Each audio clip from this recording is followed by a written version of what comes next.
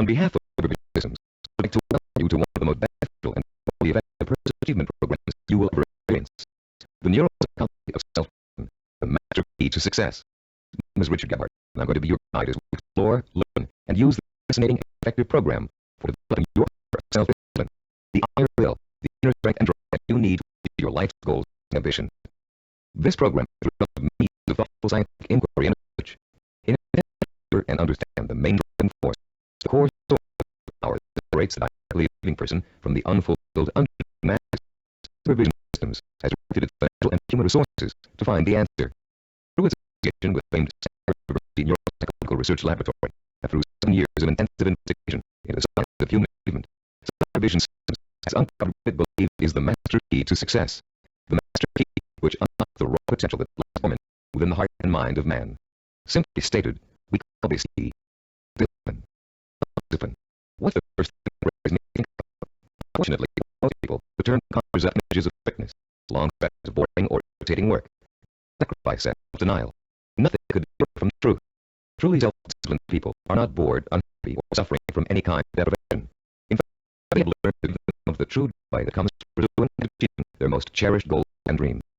What then is self-discipline really all about? The real answer may surprise you.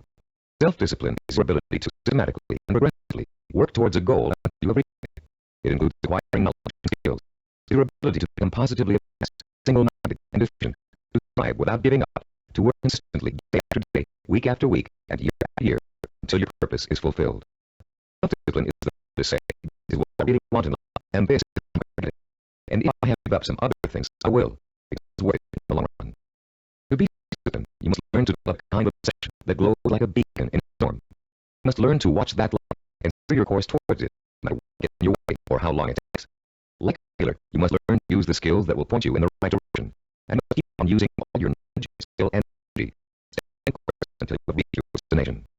Self-discipline is the ingredient that makes success possible for anyone who dreams of achieving great things.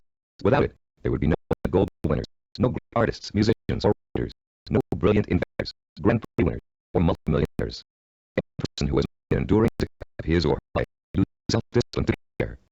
If self-discipline is overrated, you don't more people have it. Unfortunately, we live in a quick society where old-fashioned effort isn't appreciated. Nearly everyone wants to be an overnight success. People spend their money as soon as they make it to get instant gratification from material things. And then the same people wonder why they're not getting anywhere. The truth is, and without making an effort, most people will fail at what they set out to do. It takes years of hard work and discipline to master a skill or craft.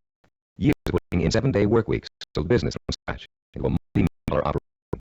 Years of schooling and internship to get a medical degree and practice. And years of tempering and seasoning to become a prima ballerina. We all greatly admire successful artists, business people, and doctors, among others. But how many of us are willing to put in the years of work it took for these people to get what they are? The late crowd of wonder and creating genius behind McDonald's restaurants told a wonderful story about the contrast between a self-disciplined achiever and the wishful thinker in a speech he gave to MBA college. I'm reminded of a story about a great pianist who gave a concert. At the end, lady said, "I'd give anything in the world if I could play like that." And he said, "No, you wouldn't." She could have if she wanted to. Anybody could. I know as a piano player that playing is mechanical to a great extent, but the dedication to disciplining to practice that makes the difference. When you're talking about a concert pianist, he has been practicing for years. Years, several hours a day, every single day. Practice, practice, practice, practice. Practice and discipline. That's what it gets down to. So it, no, you wouldn't. Meaning that what she said she wanted to attain, she wouldn't pay the price to get. To discipline herself to do the studying and practicing requires to be a concert pianist. How many times have you heard yourself saying, "I'd give anything to be a doctor, or a lawyer, president of a company, or a singer, actress, dancer, if only I had talent or the education, or the intelligence." The truth is, with a minimum of talent and average intelligence, you could be any one of those things. With steady, sustained effort that never falters, never crumbles, and never gets lost in unimportant details, you can be anything you want. Many people believe that talent alone is the key to success. Talent might play its part, but it's not the difference. In every field of endeavor, millions of talented men and women with vital talent are wasting away, contributing little to their own success or the good of mankind. And every day, we see others who are less gifted but who have accomplished more. Many believe education is the key to success. But is a valuable aid isn't the difference. Educated derelict is a common sight, and so a man or woman who has achieved phenomenal success without the advantage of a formal education. And many believe intelligence is the key to success. Even person with a high degree of intelligence is fortunate and possesses the raw materials to be successful, the relationship between intelligence and accomplishment is something less than balanced. Every day we encounter highly intelligent people who barely get by, and their opposite number, men and women of average intelligence, with superior achievements. The one quality which sets one man apart from another, the one key which leads one to every aspiration, while others are caught up in the mire of mediocrity, is not talent, formal education, nor intellectual brilliance. It's self-discipline. With self-discipline, all things are possible. It's the closest thing you can have to a wish-granting fairy godmother. Without self-discipline, even simple goals seem like the impossible dream. In America today, the greatest cause of failure is the lack of self-discipline. Lacking self-discipline, millions of American dreams turn to ashes. Lofty visions of success. Many people don't know it takes more than wishful thinking, shortcuts, and get-rich-quick schemes to achieve happiness. Somehow, most people have lost sight of the age-old truth that anything worthwhile achieving takes time, organized, persistent effort, and more time. As you look around you, you'll see the many obvious fruits of the undisciplined mind: poverty, unhappiness, and drugs. The social cancer of a quick society. But it is the not so obvious or effects of lack of self-discipline that we address here. The raw potential of talented and intelligent people that lies dormant, and untapped and unfocused because of the inability of these people to connect and mobilize themselves to a course of consistent action. The lack of self-discipline is the number one killer of achievement in America. Successful people have one thing in common. There's a goal and work every hour of every day towards reaching it. They learned what they needed to do to reach that goal. They found a way to do it. If it meant taking on an extra job, they took a job. If it meant going to school, they attend evening classes. If it meant working countless hours, then they worked the hours. If it meant relocating their families, they moved. Success is self-discipline. And self-discipline consists of doing whatever you have to do for as long as you have to do it to get where you want to be. If you truly want to seek your fortune, you must develop the inner strength to relentlessly pursue your vision day after day, week after week, month after month, year after year, until it becomes a reality. And it will become a reality. Stop and think of all the things you wish you'd accomplished, the things you know you could have accomplished. You'd only had the discipline to pursue them. Wish you'd gotten more education, and practiced at your favorite sport until you had a chance to become a pro. Learn to read and write music and play instruments. Study engineering so you design and sell the ideas you're always dreaming up. Actually, there are things you accomplished without discipline way back in childhood. Just think, how long did it take to learn how to walk? Or how many weeks and months did you struggle to stand upright? How many bruises did you get from falling down? And how many times did you pick yourself up and try again? You learned to walk because it's a toddler. You were the best with learn to walk. You were determined to learn, no matter how hard it was at first or how long it was going to take. Every step you took was a small victory, and every time you fell down, it was just an excuse to start all over. Children are naturally disciplined, because children believe that everything is possible. Children don't say, I can't do it. Children say, I want to do it. When you want something bad enough, and when you believe in it strongly enough, self-discipline will get through. Self-discipline is the most powerful tool you own for bridging the gap between wishful thinking and real fulfillment. Without it, you can only stare, as author Neo said, at a window shower, the good things of life, and shrug and move on. You can have those good things by developing self-discipline to achieve them. What do you want that you're willing to put the price for?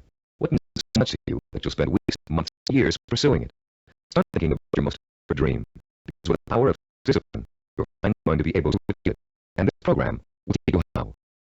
The Neuropsychology of Self-Discipline, your master key to success, will show you to take the raw materials you already possess, intelligence, strength, and motivation, and turn them to the asset you need to achieve your life's goals. You'll learn how to gain the knowledge and skills that will set you on the path to success, and learn to develop a kind of positive strength that takes to stay on that path until you have reached the very end.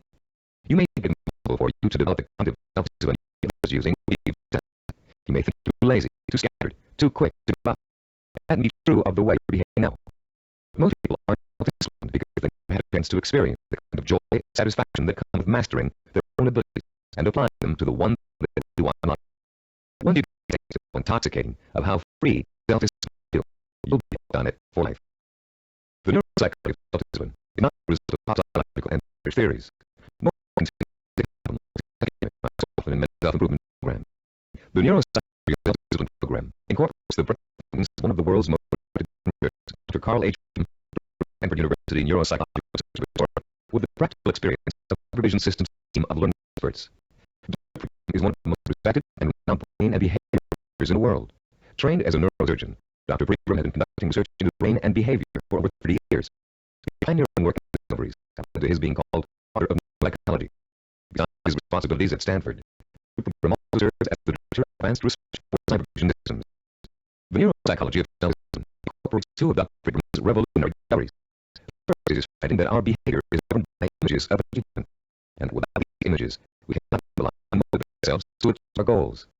The second is Dr. Friedman's discovery of how the human brain forms visual and sensory images, and how these images affect our emotions, our power to commit ourselves to action, and see through to the end with excellence through perseverance and persistence. Dr. Friedman's thinking edge work let us understand, for the first time, the relation between thinking, sensing, motivation, and behavior. And by collaborating with Dr. Friedman, Television Systems has been able to develop a powerful technology that enables you to harness your own mental processes and motivate yourself to develop a kind of iron will that will carry you through thick and thin to achieve your goals, achieve them well and completely, and enjoy the journey every inch of the way. You don't have to be a scientist to understand and benefit from these principles. All of the complex research, development, and testing has already been done for you. We've turned Dr. Friedman's research results into a simple but powerful technology anyone can use for the beauty and joy of true self-discipline. Your neuropsychology self-discipline program has on 3 points of organization. First, in Action 2, you'll be introduced to a description of 10 characteristics of goal-achieving, highly disciplined people. Countless hours of research and interviewing went into gathering this information, all to the tools these people use to develop and exercise their practice of self-discipline. These characteristics will become a model or benchmark that you will strive to incorporate into your life. By keeping characteristics in mind, you'll have a deeper ideal against which you can measure your own behavior and habits as you strive to acquire and make permanent the skill of discipline. In the action of this program, it will be called the and Innovation session. In session 3, you'll be systematized to the easy to understand and learn principles of cybervision's power of self-discipline. You'll learn once and for all that the power of discipline is the key to your success. Not only will you learn why, but you'll thoroughly understand in depth the power principles of discipline. The third, and the most important portion of the program, is what we call action and implementation. In sessions 4 through 10, you'll begin the actual process of becoming self-disciplined, of developing core skills that will enable you to achieve anything and everything you desire. You'll start by learning how to determine exactly what you want to achieve in your life. You'll then learn how to select role models who have already achieved what you desire to achieve, and learn patterns of success from them. You'll discover how to transform those desires into emotion-provoking imaginary blueprints, several images rich in sight, sound, touch, taste, and smell. Images that excite and stimulate your emotions. You'll learn how to overcome the poisonous doubt that gnaws deep within you as you dwell and reflect on your vision for success. You'll learn how to determine the knowledge and skills you need to achieve your desire, and how to plan your system so you can achieve your goal over a sustained period of time. And you'll discover the principles of persistence, how to break through the barriers of time, how to keep going no matter how difficult, painful, or tiring it may be, until your dream is realized. Once you have mastered the principles of self-discipline, you'll discover that nothing, literally nothing, is impossible for you. You'll feel like a lean, hungry lion who has just been set free from temporary captivity, out, aggressive, and equipped with the instincts and tools of survival. Included with this program is the no study guide. It was designed to assist you in mastering materials of content containing audio. Use it well, or it will help you every step of the way in developing the power of self-discipline. Before you go any further with the audio cassettes, see the introduction in the study guide. Complete the written exercises of this action, Section 1. Then prepare yourself to listen to Section 2. First reviewing the background information on Section 2 in the study guide. By following the principles of the program, you will, for the first time, be able to achieve whatever it is you desire and accomplish it with a practical. Talking about success is one thing. I can do that. Doing it day by day, month by month, and year by year is another. That's what you are going to learn in this program. How to do it. Behind every achiever, there's another achiever. It may be someone else at home, a parent, teacher, or friend. Maybe someone who's started famous. Or it may be a historical or mythological figure. There are probably many young kids who point at adults who secretly dream of someday repeating the success of General George S. Patton, who was a World War II hero. Patton himself attributed his success on the battlefield to great military leaders of the past. From early childhood, one of his favorites was Alexander the Great, the young Greek ruler who nearly conquered the world over 2,000 years ago. Fascinated by Alexander's repeatedly successful conquests and in personal style, Patton read everything he could about the ancient warrior. Soon he came to know Alexander intimately. His personality, his leadership, his way of thinking, solving problems, his military strategies. And finally, Patton got to the point where he would think like Alexander the Great, and get results like Alexander the Great. When he planned his battle strategies, Patton used tactics that fell along the line of Alexander's great military achievement, and they were. Patton was so successful in battle after battle that the Germans considered him to be the Allies' greatest weapon. Patton had Alexander the Great and his own disciplined personality to thank for success.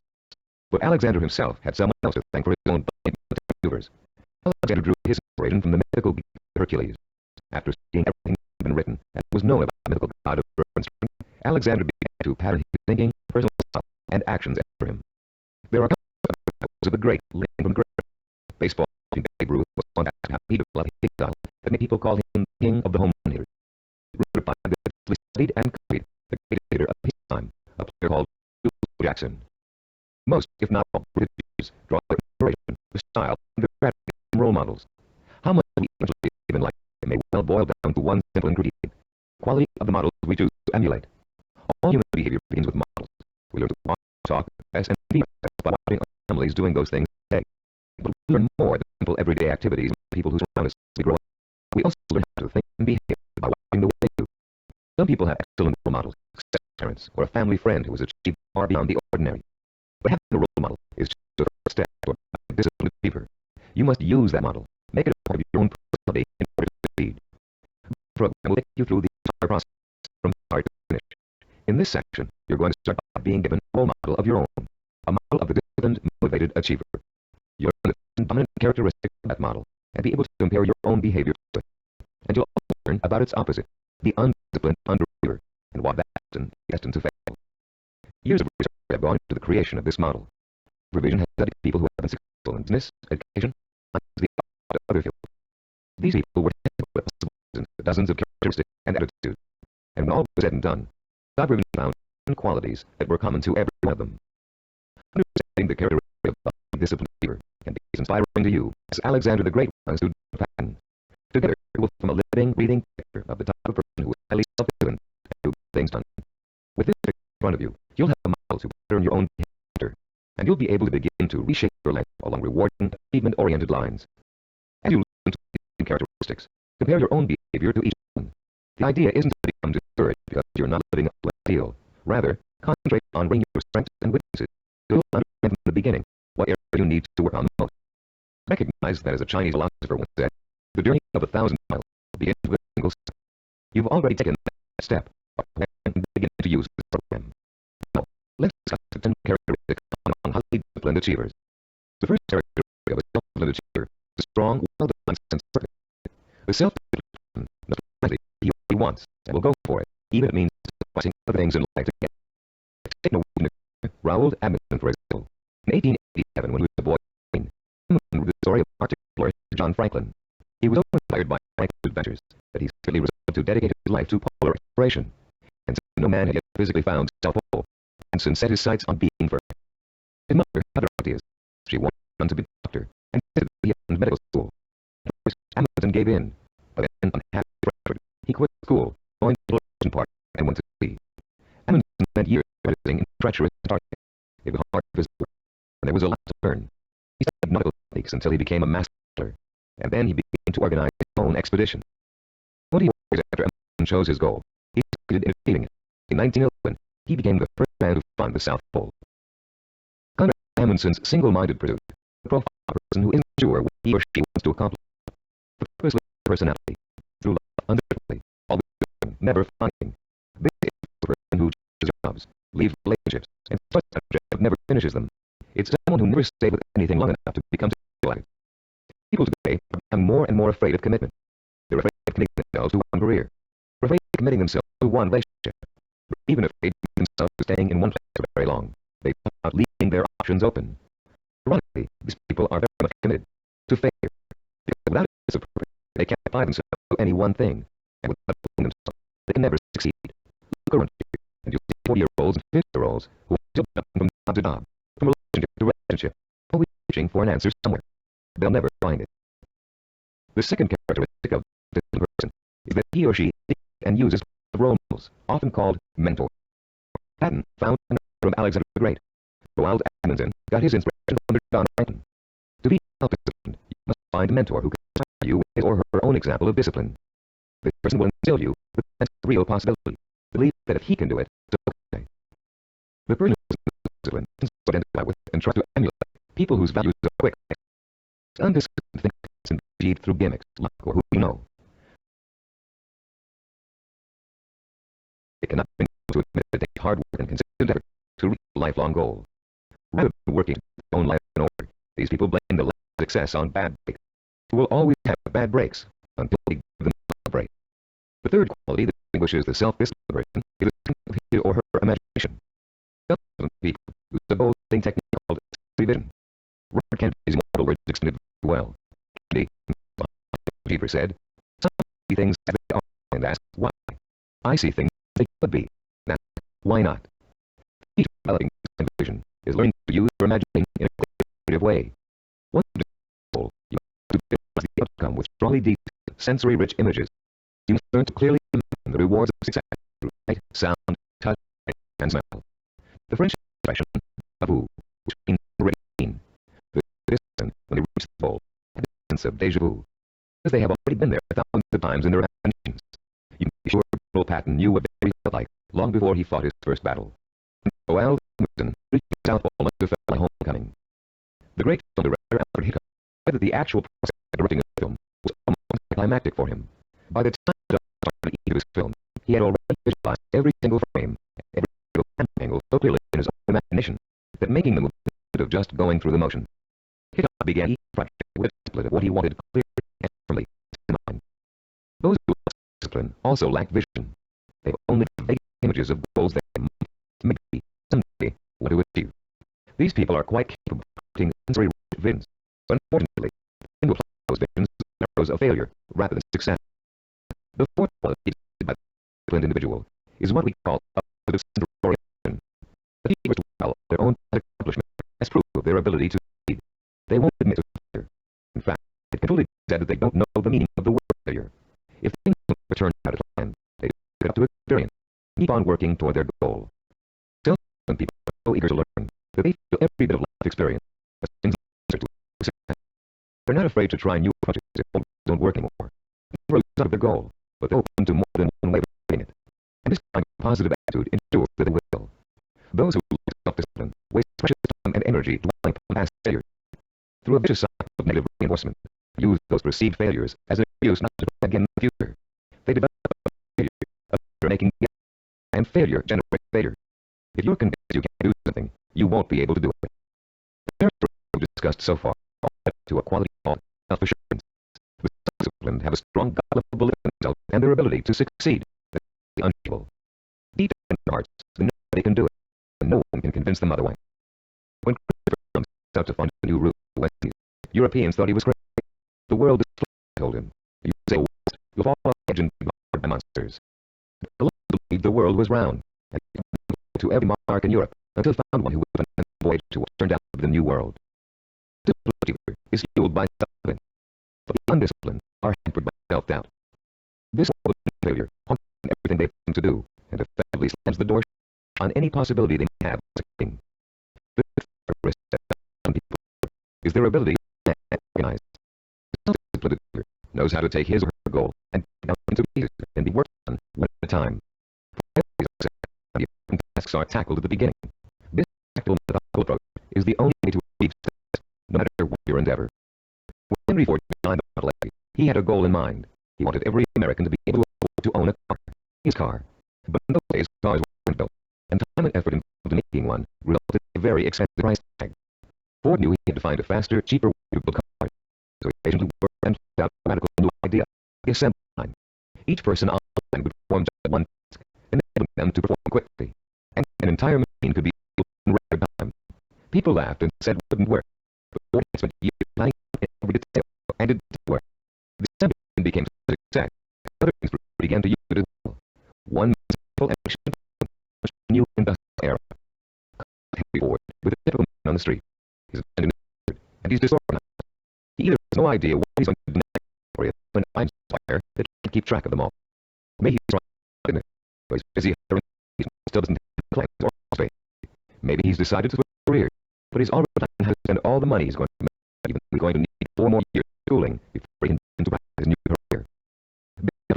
Wasting time and energy, with a detailed game plan, and following as closely as possible until you reach your goal. You can spend your life bouncing among half-hearted projects, missed opportunities for success. Many people think all you need to be successful is a great idea, but without planning, organization, and hard work, the most brilliant ideas aren't worth a dime. This brings us to the 7th characteristic common to self-disciplined achievers: their ability to acquire the knowledge and skills they need to put their game plan to work. Achievers recognize how important to learn and willing to make the necessary sacrifices to complete their own personal education. Sometimes it means going back to school. Sometimes it means spending weeks or months gathering information on a particular subject and talking to the kinds of people who can help. Sometimes it means taking a new type of job to acquire certain skills. What it always means is a commitment to learning what must be learned in order to make that goal achievable. If you want to become a doctor, you must first study pre-med, then go to medical school, and complete your internship before you can set up a practice. Anyone who thinks he can be a physician without doing all of those things is dreaming. If you want to run your own business, there are ways of putting your business education.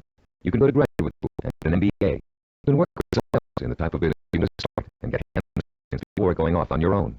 You can find a partner who knows how to run a business and take less responsibility in the beginning. What your partner does and learn essentials. Those without self-discipline are always looking for shortcuts. They take weak and core and think they're highly qualified in a new profession. They listen to one person's advice and think they've heard it all. They try to start a business plan.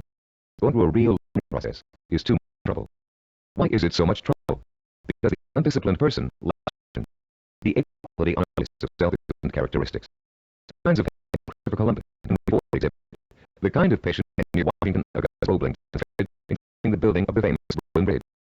Roebling, John Augustus, was the engineer who was on the Brooklyn Bridge and began overseeing the building of it in 1869.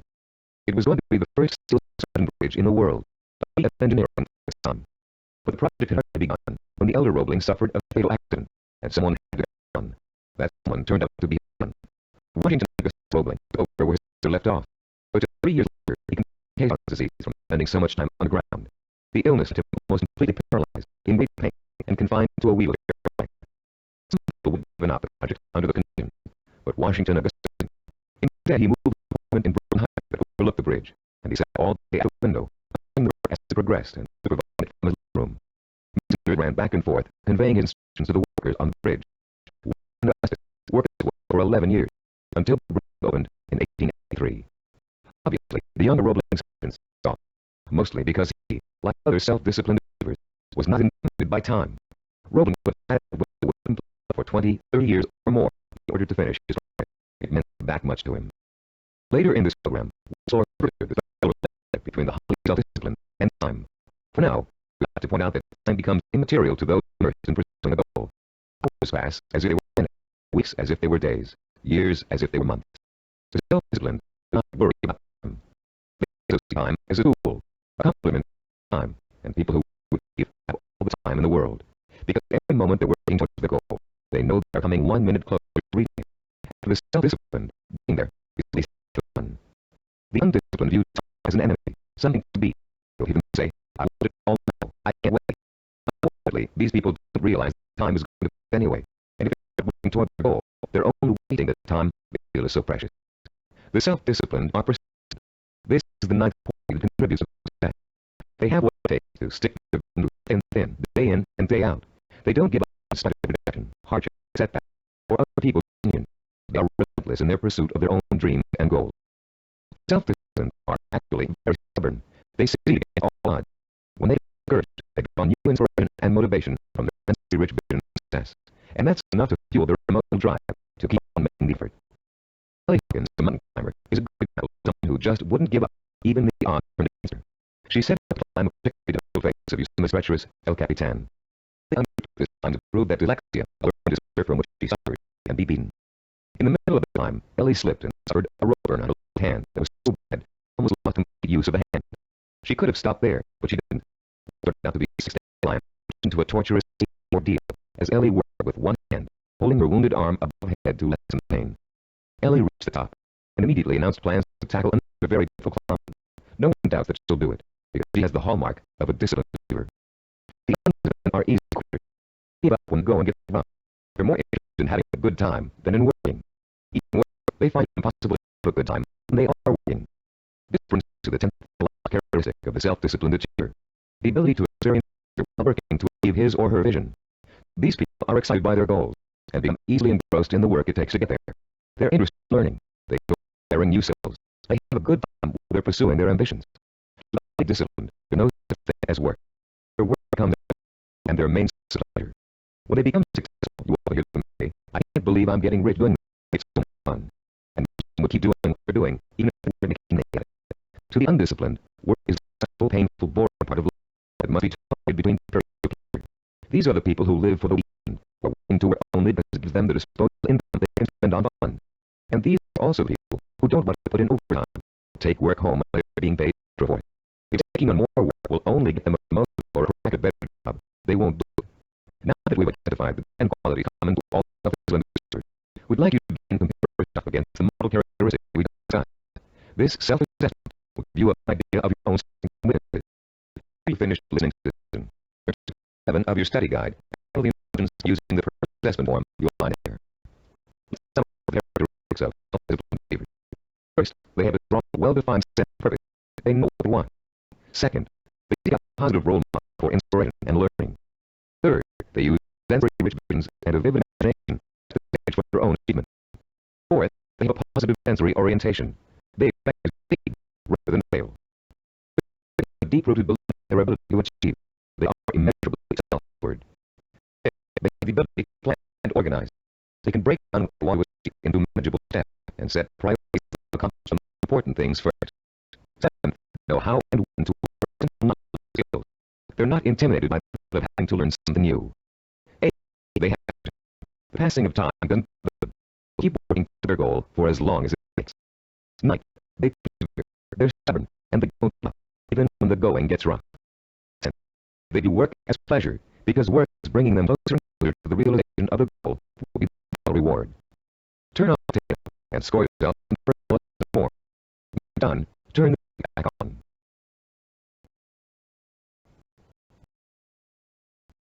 Welcome back. We've learned to research an honest assessment of where you stand now in terms of self-discipline. Remember, you've already taken the first step in making a positive change in your life, and you will experience that change by the time you finish this program. Nothing will be impossible for you once you develop and harness this inspiring and enduring power of self-discipline. And, as you'll soon find out, self-discipline is not so difficult to develop as you think.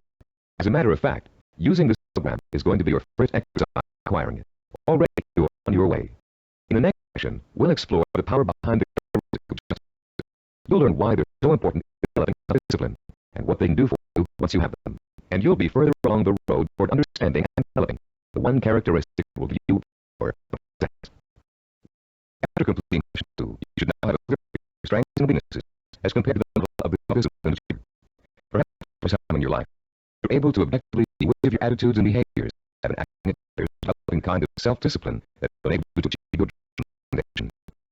Now that you have a better understanding of the 10 characteristics of the self-discipline achiever, I'm going to provide you with a scientific foundation for serving a unique self-discipline program. In this section, you'll learn how recent scientific discoveries have made it possible for you to acquire awareness and focus the power of self-discipline, the power to achieve whatever your mind and heart set on achieving. That power sets achievers apart from the mass of ordinary people, people described by American philosopher Henry David Thoreau, leading lives of quiet desperation. That power is what drove achievers like Dr. Jonas Salk, Ludwig von Beethoven, Einstein, and Mahatma Gandhi. But what does that power consist of? Is the force that motivates high achievers to attain a long-term that might take 10 years, 20 years, or a lifetime to achieve? More importantly, if we can define and isolate the force, how can you or I tap into it? The force exists, and it is exists. By the time you've completed the process of discipline, you'll understand its origins, its strength, and its power, and you'll be armed with all the tools you need to stand with the force or accomplish anything you need to do. There are many self-improvement programs that will offer good program results, but stop working every few days or weeks. These programs tend to rely on one of 3 kinds of motivation. The first is evangelical. A powerful orator will call him speaker comes down with promises to increase motivation and production after a single seminar or series of seminars. Perhaps it encourages you and your co-workers to go. Meeting night on, you attend, and the speaker is indeed inspirational, as are the bells, whistles, and songs in him. Fever pitch emotional experience that speaker adds to water. As he wants to live up to your enormous potential, to work harder, better, and more enthusiastically, to use your talents, to use your mind, you feel power welling up inside you, and people around you are feeling the same kind of power inside them. Yes, you're all saying, we can be more productive, with a better attitude. We can get ahead if we want to. The very air becomes started with enthusiasm. The next day, you should just an hour early, and work at our past normal quitting time. The same thing happens the day after. You start planning new ways to accomplish your work more regularly. You're feeling happier about the work you're doing, and for the next few weeks, it looks like you're getting more work done in less time than you ever had before.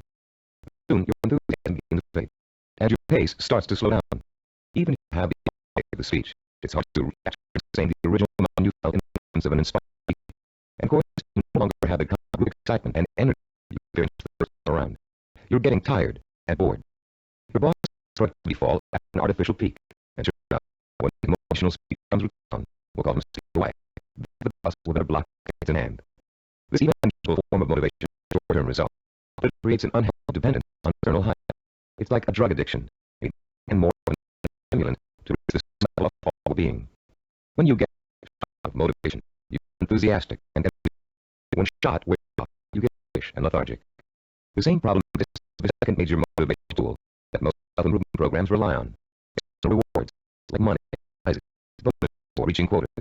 The friendly pats on the head from the boss, often desirable pats on the head, signals that please someone else. This method works very well on children. Fortunately, it tends to create a childlike dependence on outside rewards, even in itself. Like evangelical speakers, they start and stay produce shorter term. External rewards do not increase individual commitment, and most people need to adapt to them quickly, soon accepting bonuses as a matter of course, not because they performed above and beyond the call of duty. Rewards are manipulative. To give them out are always asking themselves, how can I make that? The truth is, to be truly effective in the long term, motivation must come from within. The third classic motivational tool is another one, fear. Humorists Carl Reiner and Mel read a comedy album in the early 60s. Reiner, as a journalist, interviewed the 2,000-year man. Eager to out the distant past, asked Brooks, what was the major form of transportation in those days? Brooks replied, fear. Fear transported you. Reiner responded, fear, he asked. Brooks smiled, yeah, fear. You see an animal would growl, and you would go 2 miles in a minute. It's true, fear is a motivator. If you don't perform something unacceptable, you lose the job. There go back payments, the payments, tickets, college tuition, and so on. As the mental dominoes fall, you're motivated to keep performing. But while fear may bring short-term results, it also brings treatment and rapid burnout. It doesn't take long before you're angry at the keeping you going. And anger makes you less productive, which increases your fear. It becomes a vicious cycle with an unpleasant ending. It should be pretty clear now that these motivational systems aren't motivation at all. Each of them relies on an external and artificial situation. And each relies on an initial burst of emotion that leads rapidly when a new situation becomes inevitable. You may have tried several of these motivational or goal-setting programs in the past. Perhaps they even contributed to your self-awareness. If so, you've no doubt learned that self-awareness alone is sufficient motivation. It's easy to identify eating behaviors. It's easy to find strategies for eliminating them. It's easy to turn over a new leaf, but it's very difficult to sustain change for a long enough period of time for your new behavior to become as ingrained in your character, your bad habits in the past. Having a roadmap is you need fuel. The key to developing self-discipline, to persistently pursue a long-term goal without until the goal is achieved, is the fuel of internal motivation. It would be nice if we were all born with the patience, drive, and best to achieve any long-range goal or complete any long-term project. But when self-discipline is learned behavior. Years of research at major American universities, primarily California and Stanford University, have proved it.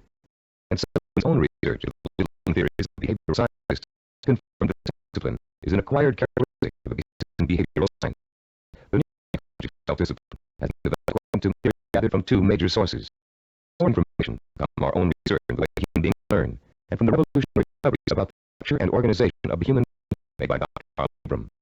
At Stanford University's Neuropsychology Research Laboratory, Dr. Jung is one of the most respected brain scientists in the world. Trained as a neurosurgeon, his research into brain function led to a deep interest in behavior. His pioneering work in both of these areas led to the fusion of the 2 into the science of neuropsychology. As a neuropsychologist, Dr. Jung studies the nervous system and component of human behavior. Those studies have led to 2 revolutionary discoveries. The neuropsychology of self-discipline incorporates both of them. The first of Dr. Jung's discoveries explains how human beings form visual and sensory images, and how those images affect our minds, our bodies, and our behavior. The second discovery is that our behavior is governed by images of achievement, neuronal blueprints, skills, and actions that determine our behavior in the achievement of our goals.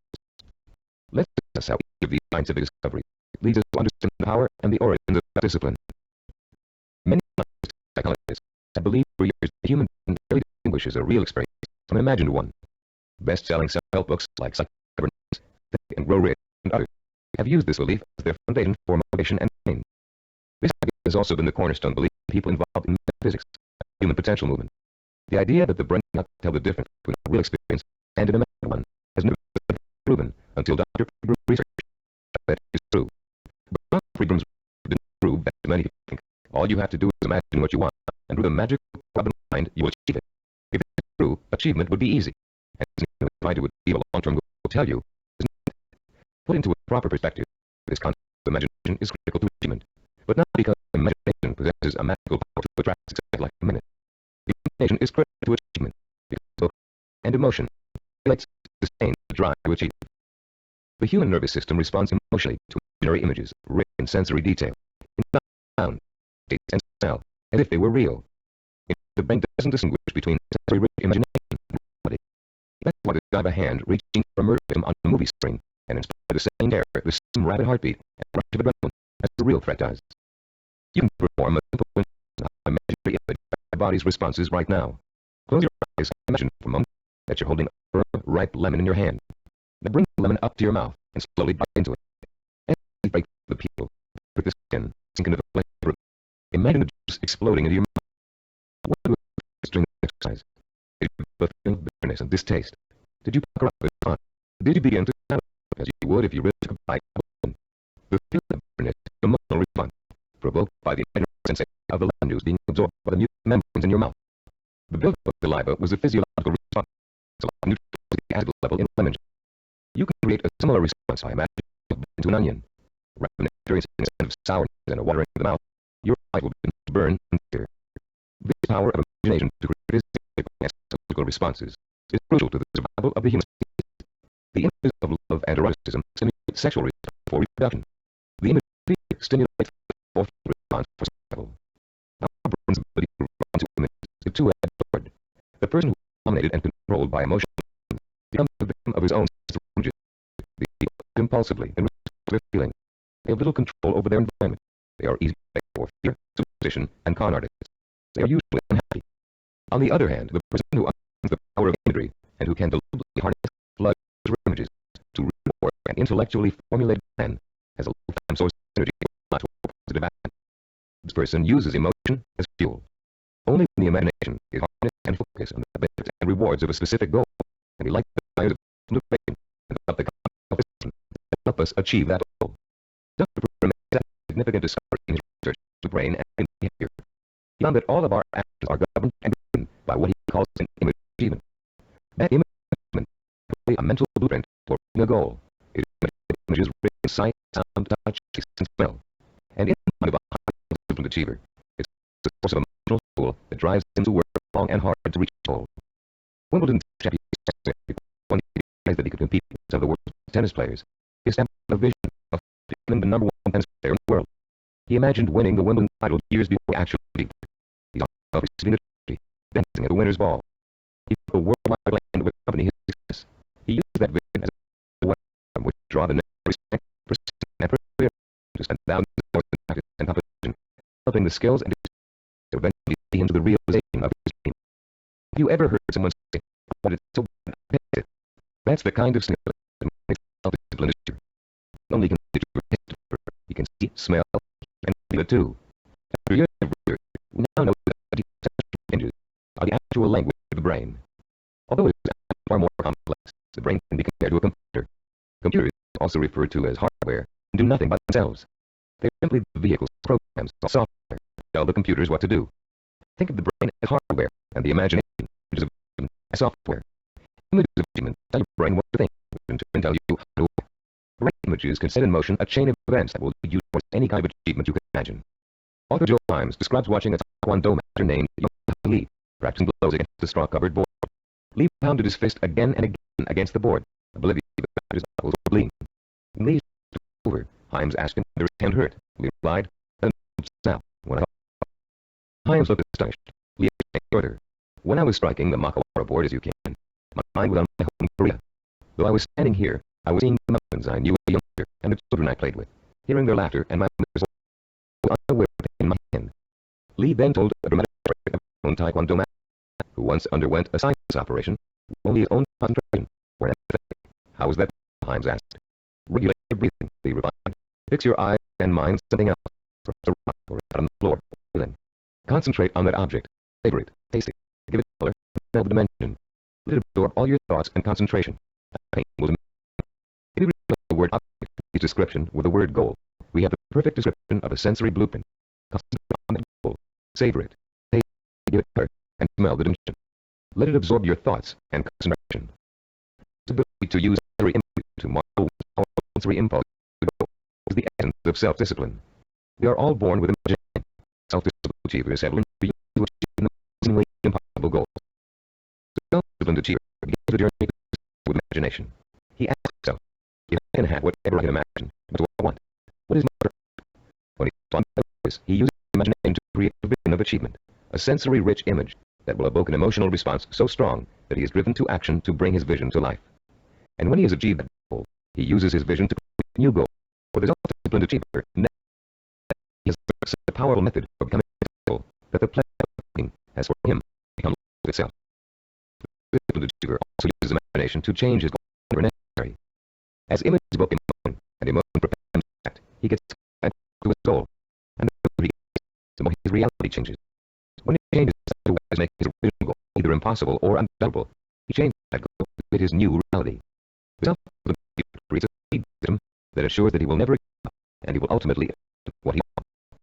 This is where most people fall down. They're working towards a goal and suddenly circumstances interfere with that goal. They get sidetracked. They try to get on course. It doesn't work. Because their original goal is not to fit a new reality. They think and they give up. In the same circumstances, the self-disciplined achiever uses his or her goal visualization as a reality check. Reality doesn't dictate the original goal won't work. The goal must be altered to fit reality. The achiever is not failed. He or she has a new course that will lead to success. Take someone who sets out to become an electrician. 4 years of treatment and 2 years of medical school. The self-disciplined achiever suddenly realizes that she is far more interested in becoming a neurologist. Should she drop out of medical school? Of course not. She'll simply switch her vision blueprint to the field of medicine. And get her plans she like to intern after medical school. She doesn't think of it as a failed obstetrician. She thinks of it as a successful neurologist. Take the businessman who wants to open up a retail or a neighborhood. During the knowledge-gathering process of talking to other business owners, discussing loans and insurance bank managers, and looking to find franchises, he discovers that a retail operation won't really fit his expectations. Instead, he realizes he's a perfect candidate for starting a direct marketing company, so he changes his vision and direction to fit his new goal. For these people, the fire still burns. The trial and error process of working toward a goal has led them in a direction they wouldn't originally have thought to go in, and they will be successful because they're flexible enough to grow and change as the goals grow and change. The relationship between vision, self-motivation, and achievement can be condensed into an easy-to-understand 7-step formula for developing self-discipline. As we in the formula, you can refer to the study guide and follow along as we discuss 7 keys to self-discipline. Outline diagram 1. The first step in developing power self-discipline is to create a purpose. Find a cause to which you can wholeheartedly commit your time, resources, and energy. This cause points you in a direction. It gives you a reason for making effort. It lights a small spark inside you that will soon begin to build motion and drive. The second step is to find role models who have already achieved what you want to achieve. Study their life patterns, their methods and techniques for reaching their goals. Let their example inspire you, and realize that they are normal people just like you, but they are self-disciplined people. The power of self-discipline, you can achieve as much as they have. With a firm purpose in mind and an exciting sense of possibility by your role models, you'll find yourself developing a strong-willed emotional belief in your ability to succeed. The first small spark of hope is turning into a glowing ember of possibility. In the third step, you'll learn to feel possibility and sense-rich vision of success. At this point, with a vision rich in touch, sight, smell, and sound in front of you, you'll make the leap from the possible, I can do it, to the heartfelt, I know I can do it. Your vision and your belief will fan the ember of conviction until they burst into a flame of emotion that incites you to action. This all-encompassing flame of emotion is the fourth step of the formula. It gives you the energy, the creative power, and the desire to single-mindedly see your vision through to its successful conclusion. Motion is the root word for emotion. The root meaning of the word emotion is, in fact, a moving, a stirring, and agitating, which is precisely what happens when belief in your goal catches fire.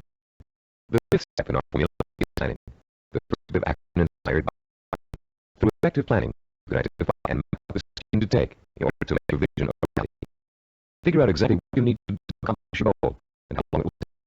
And turning your vision into a concrete goal will further fuel the plan and action. Once your vision has become a plan, you must acquire knowledge and skills necessary to implement that plan. Is this a step in the formula for developing self-discipline? No matter how difficult the learning process might be, you continue to draw inspiration and energy from your vision. And each time you master a skill, your confidence in your ability to increase. The second and last step in the formula is what we call persistence and perseverance. Persistence is staying your vision, seeing it through to its completion, no matter how long or how difficult it is. Perseverance is resisting setbacks, disappointments, and hardship. Once you begin acting to achieve your goal, you have to sustain forward motion to persist and persevere. Be constantly fueled by the strength of your vision. And as you get nearer and nearer to accomplishment, the vision becomes more and more real. As your vision fuels reality and reality fuels your vision, you are drawn to begin working like a giant breeder reactor. You've put in a self-perpetuating cycle of vision, belief, emotion, motion, and reality. This formula for harnessing the essence of self-discipline will change your life. For the first time, science has given us the power to truly be able to change most circumstances from the inside out, to understand what makes men and women come from odds and obstacles to achieve greatness. For the first time, greatness is within the grasp of each of us.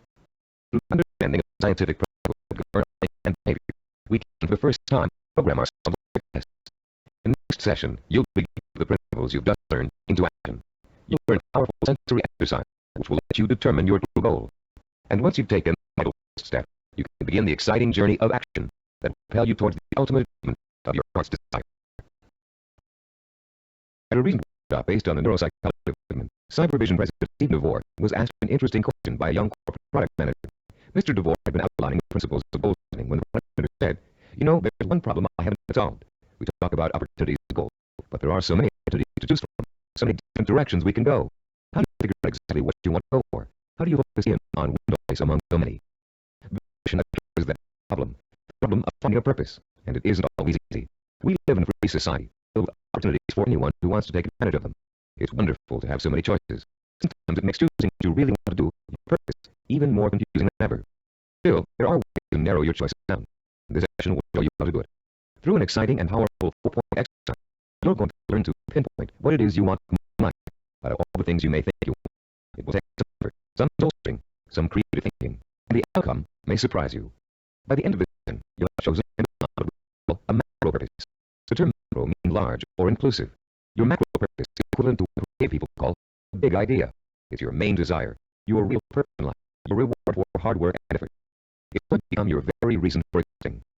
Defining your macro purpose, in this session you're going to learn what micro purposes are and how they're used. Micro purposes are stepping stones to your macro purpose.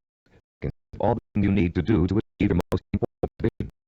To help you thoroughly understand the concept of macro and micro purposes, think back for a moment to your early years in school, when you first learned to do simple math. Remember what it was to understand how to add, subtract, multiply, and divide? Numbers seemed mystery to you then, and maybe you'd never learned how to perform the most basic math functions. At the time, learning math for you was a macro purpose, and all the elements of learning it were micro purposes. You had to learn to count, for one thing. You had to learn the symbols for addition, multiplication, subtraction, and division, and probably had to memorize the multiplication tables. As an adult, math seems to hardly be important, but you couldn't balance your checkbook or manage money without it. And if you're a stockbroker, accountant, retail store manager, or better among other things, math is an important part of your job. So math was the macro purpose that you wasn't here, your macro purpose. If your desire is to earn a college degree, a macro purpose, you must take a certain number of courses and amass a certain number of credit. Any course you take that counts towards your degree is a macro purpose. But if you want to be a doctor, earning a bachelor's degree itself is only a micro purpose. You still have to attend and graduate from medical school and complete an internship, more micro purposes, before you can be licensed to practice medicine. And you can see, macro and micro purposes according to your stage in life and what you want to accomplish at the moment. A teenager may enter college with no clear idea what he or she wants to do except finish school, the macro purpose of the moment. But by the third year of school, that student may decide a career that requires additional schooling and a period of apprenticeship. So finished school becomes a micro purpose, a stepping stone to a rewarding career. But macro and micro purposes don't just apply to careers or lifelong goals. Setting a macro purpose and determining what micro purposes are necessary to achieve it is an excellent way to help you accomplish any goal, no matter how large or small. It's a creative practice that lets you organize your thoughts and actions to make your goal clearer, more rational, and easier to achieve. Imagine for a moment that you're stranded alone in the wilderness on a freezing winter day. It's late afternoon, and there's no hope of rescue for the next morning. Somehow, you have to figure out a way to survive the bitter cold night, your macro purpose. Your micro purpose is keeping warm, and right off the bat you can think of 3 ways to do this. The first is to put on some more warm clothes, but you don't have any. So choices now. The second is to find shelter, but there's none in sight, and you don't have the or the tools to build anything before nightfall. The third is to light a fire and keep it burning through the night. Since the woods around you are filled with logs and kindling, this looks like a real possibility. But you don't have any matches. And as for rubbing 2 sticks together to start a fire, it never worked when you were a child. and you know that it will work now. There has to be another way. Looking around you for another solution to accomplishing your macro purpose, you notice a sliver of broken glass on the ground, and there's still no sun left for you to be able to feel its warmth. Picking up the glass, you hold it so the sun's ray can penetrate its surface, and place some dry stick of wood underneath. In 10 minutes, the stick is burning. Your ordeal isn't over. After the fire is lit, you have to gather enough logs and kindling to last through the night, another macro purpose. And then you have to force yourself to stay awake all or most of the night to make sure the fire doesn't go out. In the course of this harrowing experience, you've chosen a macro purpose, staying alive, and defined all the micro purposes that went into it. And you succeeded in accomplishing all the micro purposes. You also achieved your macro purpose. You survived. Defining your life purpose and the steps you must take to achieve it may not be a matter, but the principle works the same way. By the time the mission is over, you'll have a macro purpose, clear understanding of what to focus energy, talent, and intelligence on. You'll be able to light your own inner fire and feel the life and emotionally compelling purpose. And purpose, as we've noted, is the starting point from which self-discipline and achievement spring. Your first step in determining your macro purpose is something everybody loves to do: play. You've already learned how important enjoying work is to the highly self-disciplined. To these believers, work and pleasure are synonymous. You're going to get a taste of how easily this can happen. For the next few minutes, I'm going to ask you to work and to engage in a process called limitless wishing. Start by closing your eyes and blanking. Imagine that you're on a beautiful desert, walking barefoot in the sand. A soft breeze is keeping you cool, and you're enjoying the sound of the waves splashing rhythmically against the shore. As you stroll along the water's edge, you see an object in the near distance, half buried in the wet sand. The waves splash over it, then recede, leaving it exposed to your curious eyes. You wonder what it is, and you start to walk a little closer so you can reach it. It's engulfed by the next wave. In a couple of minutes, you're standing over it, still not sure what it is. It's metal, somewhat round, and looks like an old lamp. You dig your fingers into the wet sand and pull it out. There's an inscription on the side of the object, but you can't read it clearly. You begin to rub the sand away from the oddly shaped letters. Suddenly, the lamp begins hissing, and it releases a cloud of like steam or gas. Frightened, you drop it, but you continue to watch what the lamp is doing out of curiosity. Slowly, before your very eyes, the cloud begins to assume human shape, and soon you're looking up at the largest person you've ever seen. When it speaks, it is rich and kind, and its message is amazing. The genie thanks you for releasing him from hundreds of years of activity inside the lamp, and according to the hospitality of his people, he offers you a reward for helping him. You will only need to name 5 wishes, and they will be granted. You can ask for anything, he tells you, as long as it is as humanly possible to achieve. At first, you refuse his offer, but he continues urging you to accept. You begin to realize that no, you are dreaming, and yes, you really can have your 5 wishes. Possibilities start dancing before your eyes. Think long and hard about it. What are the things that will turn your life around and make you truly happy? What is it you secretly wish for, day in and day out, every day of your life? Take time in deciding. It is too important for you to rush over. You may change your mind about your first choices after you've thought some more. When you make final selections, write each one down in divided on page 8 in your study guide. To wish the term "I want" and write it in clear, specific language. Turn your thoughts and decide what you will wish for.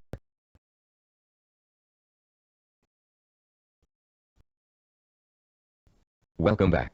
You now have in front of you a list of 5 wishes that your mind and heart told you are the most important things in life to you. Now, with a little imagination, you're going to create a scenario in which each of these wishes is fulfilled. This step of our 4-part process is called wishful imagining. Close your eyes again and picture, in as much detail as possible, the first wish has come true. If you wish for a great deal of money, imagine how your life has changed now that you've gotten it. Imagine the kind of house you're living in, the kind of car you're driving, the kind of clothes you're wearing, and what you're eating for breakfast and dinner. Have you got a private plane or a swimming pool, a new career, new friends, or the same as you have now, but with a new attitude toward you? Imagine you're having dinner or drinks with your best friend, and you're saying to the friend how your new life feels.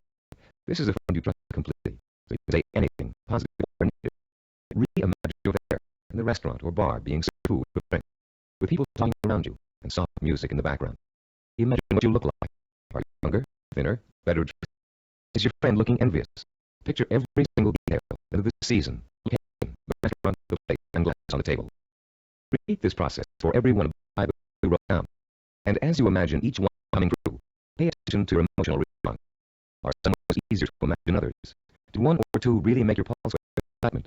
Are there any that felt particularly comfortable, as if you could just walk right into the scenario and feel at home? Which would seem to draw you in like a magnet? There will be one wish that unmistakably evokes the greatest emotional response in you. The wish will be your final choice, and you'll be ready to proceed to the 3rd step and define your purpose is what we call creative biography. When newly accomplished people pass away, they've generally left behind a legacy of achievement in art, finance, politics, or the social sciences. I prefer to catalog those achievements so others can read about them for information. For example, here's the entry of a man named Thomas Arnold from the Protecta Junior Encyclopedia. The text of this biography appears in your guide on page 18. The biography reads as follows. Thomas Arnold, 1792 to 1842. Some people are loved without being respected, and respected without being loved. Arnold was loved by many, respected and admired by everyone who knew him. Born in House of White, his great headmaster and scholar was educated at Manchester and Oxford in England, where he distinguished himself in the 19th century. He left Oxford in 1819. After 9 years and writing, was elected headmaster of Rugby School. His powerful personality left mark on the school from the first, and made it great in a new sense. He was very religious, and he inspired boys with new and more serious ideals of scholarship and life. He found time to, during the 14 years of his headmastership, to publish sermons, an edition of the Greek historian Thucydides, and a history of Rome. In 1841, he was elected professor of modern history at Oxford, but died the following year. He was buried in Rugby Chapel, and his son wrote a eulogy about him on the occasion.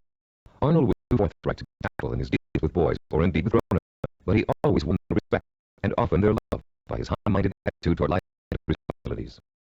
This entry can only summarize the lifelong accomplishments of a leader and respected scholar. For listening to it, you can get a good idea of the purpose which must have guided Thomas Arnold. He was a man who valued learning, scholarship, teaching, and personal integrity above all else. What do you value above all else? What would you like to be remembered for? Relax and close your eyes again. Imagine holding your hands an encyclopedia published in the year 2100. It's a heavy book with a solid feel to it. You can smell the leather binding and feel the crisp new paper in it.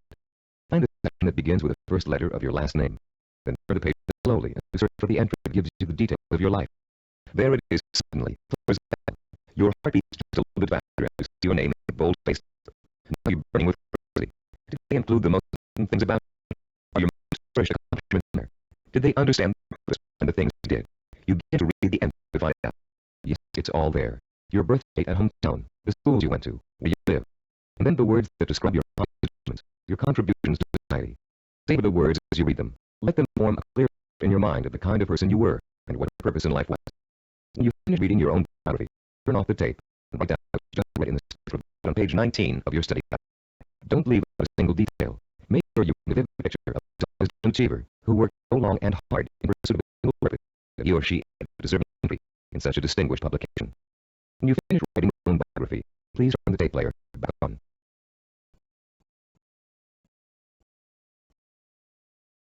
Welcome back. Now that you've completed the limitless wishing, wishful imagining, and creative exercises, the pattern should be emerging. You should now be able to answer the question, what do I, in my heart, really want to do? What is my purpose in life? Your fourth step in determining your purpose is writing the answer to that all-important question down. You're now going to compose a personal statement of purpose. But before you do it for yourself, imagine that you're going to do it for someone else, a famous figure, for instance. Right, George Washington. What do you think his statement of purpose might be? After all, accomplished a great deal, not the least of it was becoming the first president of the United States. But George Washington never actually intended to become the first president. He was elected because of the kind of purpose he really had. A purpose statement for George Washington might read, I want to use my strength, courage, knowledge, and resources to secure liberty and freedom for all my fellow colonists. George Washington was a great statesman and public servant, but there are other kinds of achievers. Amelia Earhart, for example. Even in childhood, she had a definite purpose in mind. It was not the famous woman aviator that came later, as an outcome of what he really wanted to do. Amelia Earhart's purpose statement composed when she was still a child said, when I grow up, I'm going to have adventures and show the world that women can be as heroic as well as men. A purpose statement can be as traditional as you want it to be. It's of heroism, freedom, social changes, adventure. It's meant to act as a focusing tool, not an actual blueprint for achieving. You'll learn how to do that later in this program. Turn to page 20 in the study guide and compose your personal statement of purpose. Turn off the tape now while you do it.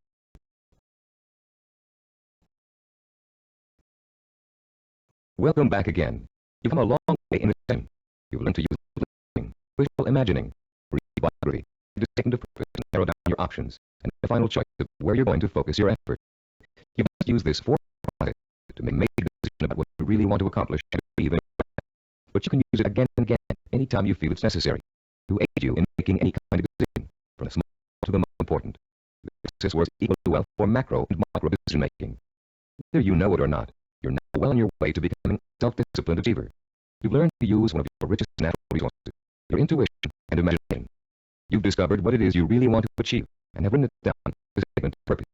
You've laid the solid foundation upon which the power of self-discipline is built. We'd like to congratulate you on what you've already accomplished. In our next session, you're going to learn how role models can inspire and teach you to achieve your lifelong ambition. In Homer's Odyssey, with the oldest surviving poems in the world, there is a character named Mentor. A wise and practical man, Mentor had everything running smoothly at home. Odysseus, the hero of the tale, went on 10 years to have children. Mentor played the role so well and wise and true advice. His name has become part of the English language as a representation of what he stood for. The American Dictionary defines a mentor as a wise and trusted counselor or teacher. This session is about mentors. Few achievers can ever reach their goals without them. Mentors provide you with a kind of inspiration, motivation, example that can make the difference between achievement and failure. Mentors help you develop the belief that anything is possible. And mentors allow you to learn through modeling, that is, emulating the person you'd like to be. In ancient civilizations, mentors were revered. In the 18th century BC, there lived a wise Babylonian king named Hammurabi. One of his achievements was to transform mankind's first set of civilized laws, known as the Code of Hammurabi. The king was so wise that one of his laws required all men of learning and craftsmanship to have honor and skills to lead them through examples their students to follow. Hammurabi realized that without modeling, no civilization would last very long. There have been many changes in the past 100 years, but one thing has remained the same. Without modeling, learning and achievement are not possible. It is a rare person who can forge a new path in society without or unconsciously imitating what came before him. It is a rare artist who develops a new style without first having worked in the style of a master he or she has always admired. But actual skills are the only thing you learn through modeling. Values, attitudes, and behaviors are also passed on from mentors to students. And whether you realize it or not, a student's behavior all your life. As an infant, your eager mind quickly grasped everything that was going on around you. You watched, imitated what your parents, siblings, friends, and teachers were doing. If you had good models, integrity, and achievement, most likely you grew up to favor yourself. But if your models reflected apathy or hatred, you probably grew up to imitate any of the self-defeating and negative behaviors you witnessed in your early years. Most of us had models that would best be called middle of the road. Your parents may have had specific abilities they were proud of, but fell short of being a good example to you in other ways. And older brother or sister may have exceptional talent in an area where you couldn't possibly compete.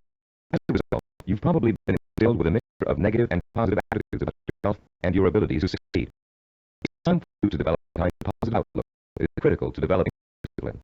It's time for you to throw off the clothes of self-doubt and realize that when you acquire self-discipline, you have what it takes to achieve your goal. It's time for you to use that self-discipline to develop the knowledge and skills you need to achieve. And in order to do all those things, it's time for you to find mentors who have already accomplished what you want to achieve.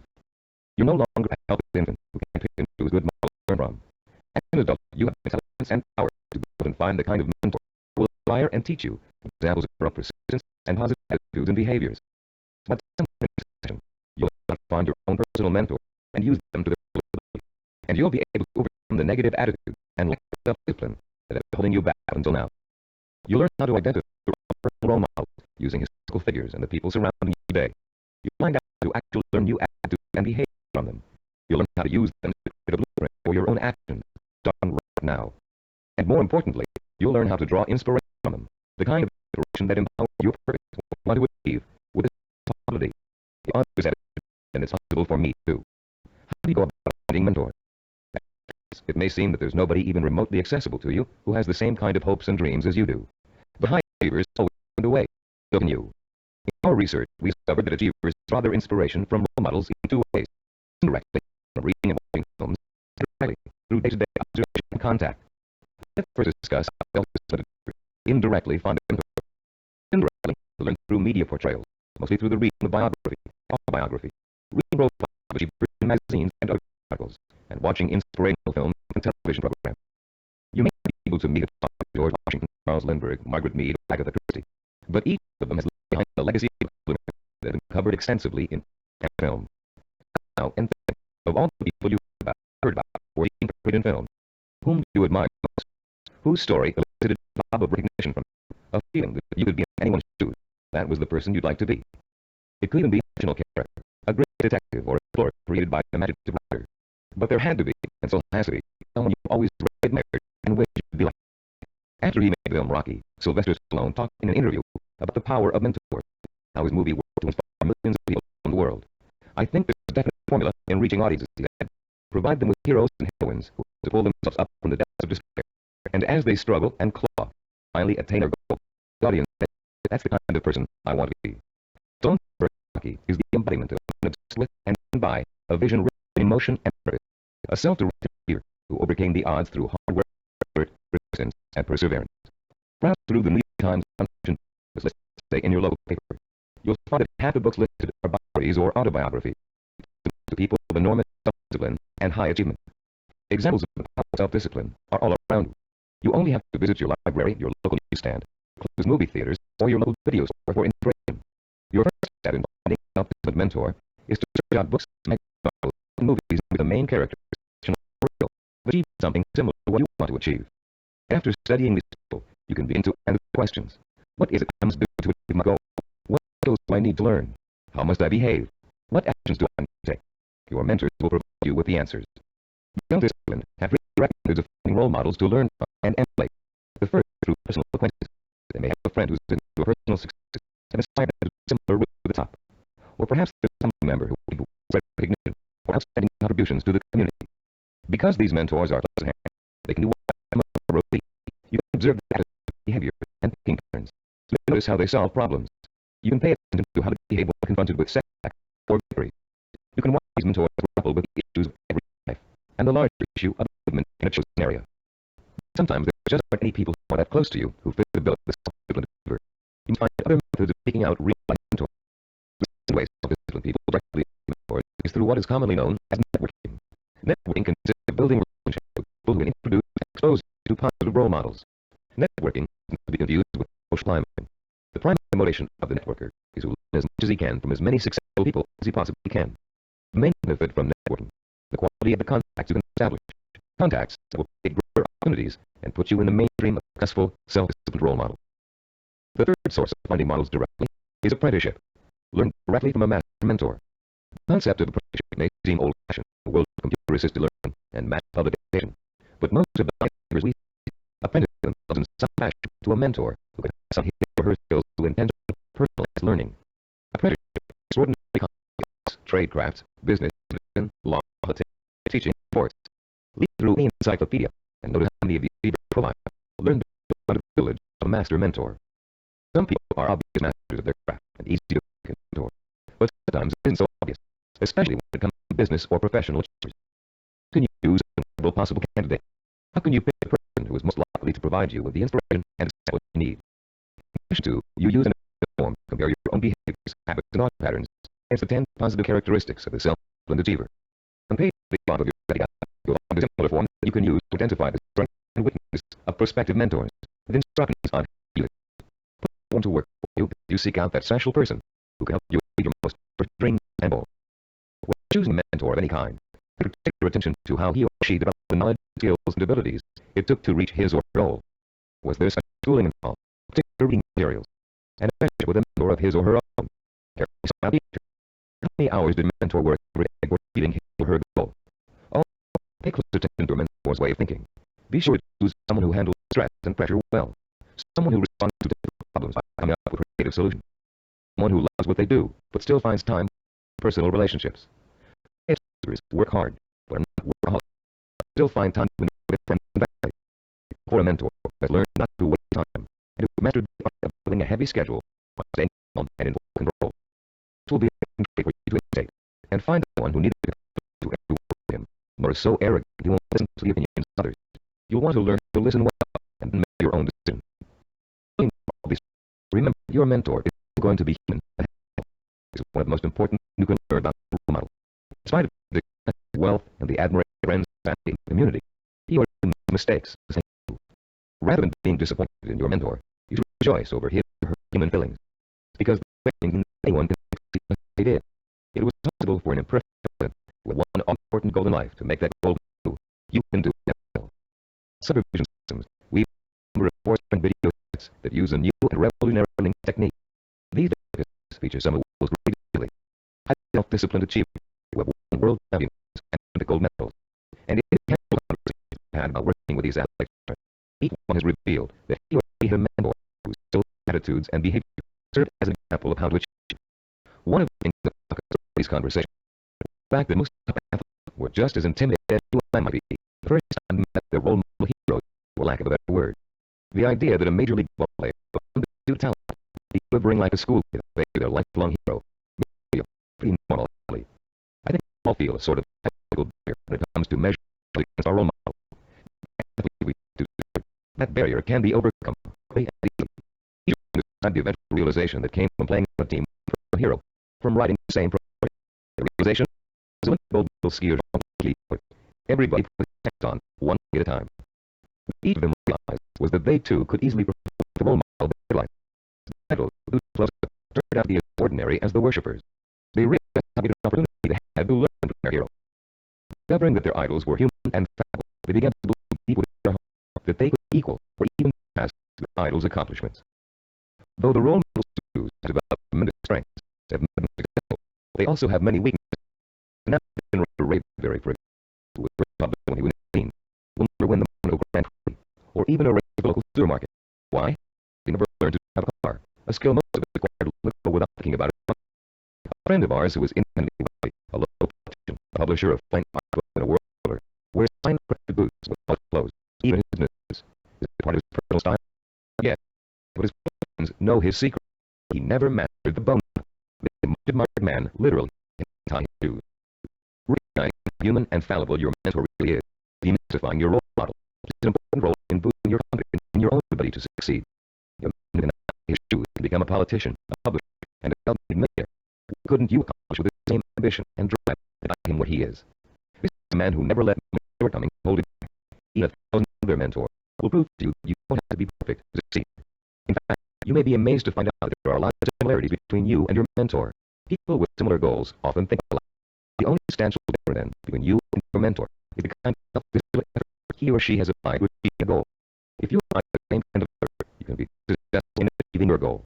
As a matter of fact, you can try on success by emulating your mentor's achievements while you're working toward a similar goal. Remember some of the same, like with a tinfoil sword and your mother's around your forehead. Role playing doesn't work only for children. It can give anyone who's trying to reach their goal a sense of for achieving that goal. Hunter, who broke new ground in in the 1970s with his gonzo style, picked him up by imitating one of the greatest writers in the English language, Charles Dickens. Thompson literally sat down and physically copied Dickens by hand, letting his mind get used to Dickens' rhythm and style. Hour after hour, Dickens' prose, word for word, and Thompson went on to become a successful and popular contemporary writer. The great 19th century psychologist and philosopher William James contended that if you want to acquire a positive habit or behavior, simply act as if you already have it, and you will. James was aware that the human nervous system is incapable of distinguishing between a physically real story and a vividly imagined one, which means that once you set your mentor, all you need to do is act just like that person in order to be just him or her. Remember General Patton? He acted just like Alexander the Great, and he won the battle against the Axis. So about Babe Ruth? He imitated Joe Jackson and went on to achieve much better fame than his model. Or perhaps you heard of a fictional character named Bunker Bean. Bunker Bean, a timid, weak boy, raised by parents to think he would always be a failure, and he was. He failed in school, he failed with friends, he failed in everything he attempted. Until one day, Bunker Bean ran into a fortune teller who told him he was the reincarnation of Napoleon and was destined to do great things. Bunker Bean was shocked out of his usual apathy by the revelation. Going to the library, he got a book on the legendary Napoleon Bonaparte. He bought posters of Napoleon and hung them up all over his room. And he studied about the emperor, whom he believed was his former self, and gave him habits, attitudes, and behaviors. Years later, Bunker Bean was a rich and powerful man. He had everything anyone could ask for. Running to the fortune teller one day, life by telling him about his self. And with this statement, she laughed and told him that lied to him years before, just to get his money. He was the reincarnation of Napoleon after all. Bunker Bean was crushed. But since he had spent many years as a role model, he found he couldn't share the habits of success he had acquired. It was then that Bunker Bean realized that everyone is born with potential to be a teacher. You can only believe they are. You don't need fortune to set you on the road to greatness. You do need to find a mentor, see that mentor, realize his or her strengths and weaknesses, and imitating the behavior that made your mentor the success he or she is today. If you were actively preparing for a starring role, you spend months studying the script, learning your lines and rehearsing your part over and over again until you knew it inside out. Only then will you have the knowledge, skills, and confidence that may already you. If you have Shakespeare said, all the world is a stage, then finding a mentor is your way of using your own starring role. For a while, you closely observe your mentor and learn the steps. You'll be an understudy, but then, one day, the stage will be yours. Acting as if has remarkable power. A book called The Windwalker, which was made into a powerful film, aged blind Indian spends his days teaching the way of warrior, sitting late at night reflecting on the day's on and the children's reactions to it. He writes a poem to the heavens. Part of it goes, and did you not see the glow of their faces when he called them men, when he called them warriors? And is it not so that we become most quickly the persons we think we are? And later, this passage appears. He was making children feel important, that one day they could be important. That was the way of a teacher, of a true man. Once you let your role models and learn about them and from them, you, the young Indian, should feel important, so that one day you will be important. This type of importance you draw from role models is really the power of possibility. Once you learn about role models, strengths, and weaknesses, they become real and human to you. You start worshiping them and begin to believe that you can become like them, or even surpass them. Once you make this realization, then your purpose becomes more real, more possible, and the fire of desire, fanned by this possibility, begin to burn deep within your heart. And then, and only then, can you successfully begin the process of working persistently and progressively toward your vision and purpose. We're now reaching the whole section of this program. In this section, you're going to learn how to transform your purpose into sensory, emotion-provoking images of achievement. Before we do, let's quickly review the actions you've taken so far to begin your day to achievement. In section 4, you'll learn how to determine your purpose. The goal that represents the true desire of your heart and mind. If it's important to you, you're willing to take a great deal of time and energy to achieving it. It gives you a reason for living, and a reason for becoming the kind of achiever who can make it happen. In session 4, you learn how to identify models of achievement, people who have already achieved goals similar to yours. You learn how to turn those models into personal mentors, people who can and teach you to achieve in the same way they did. You find out how to apply and identify their talents and habits.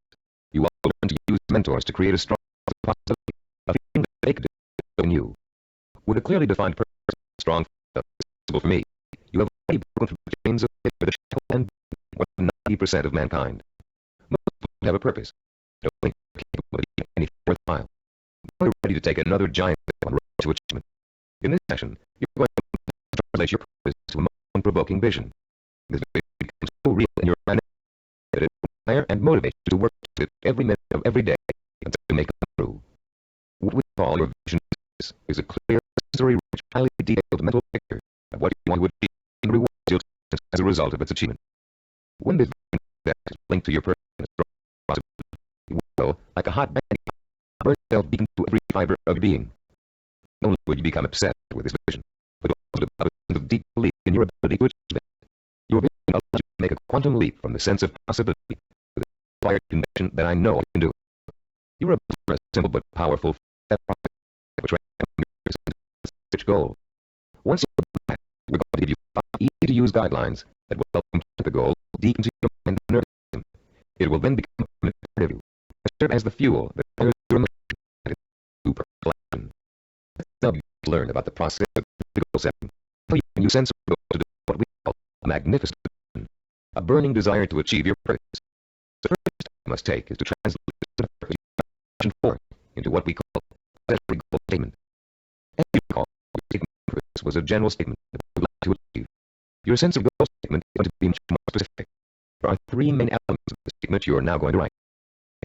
Result-oriented. It must focus primarily on what you want to get out of the statement. Second, your sensory goal statement must be time-specific. You determine the point in time when your goal will be achieved. And third, it must be measurable. You must specify a criterion that lets you know when your accomplishment is complete. If you want to become a doctor, for example, your criterion might be finishing in your own practice.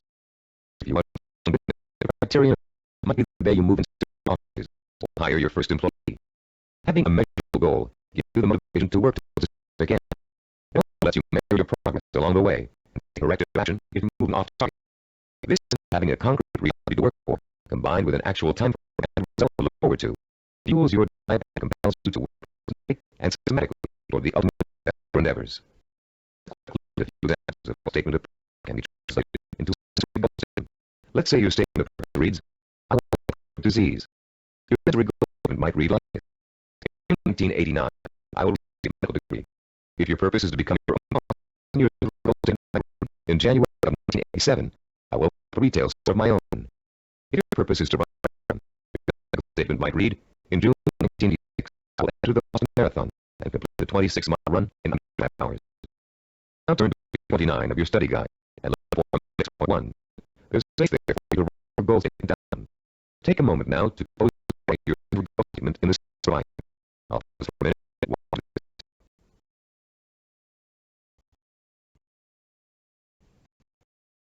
After writing your sensory goal statement, your next step in the sensory goal process is turning that statement into what we call a vision of achievement.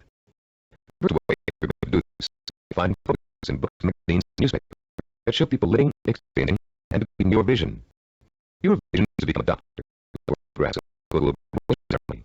Find papers of doctors and research, like American, the New England Journal of Medicine, and similar publications aimed at doctors and scientists. Your vision is to be your own boss, of people who business week, interview week, and specific publications are good for start.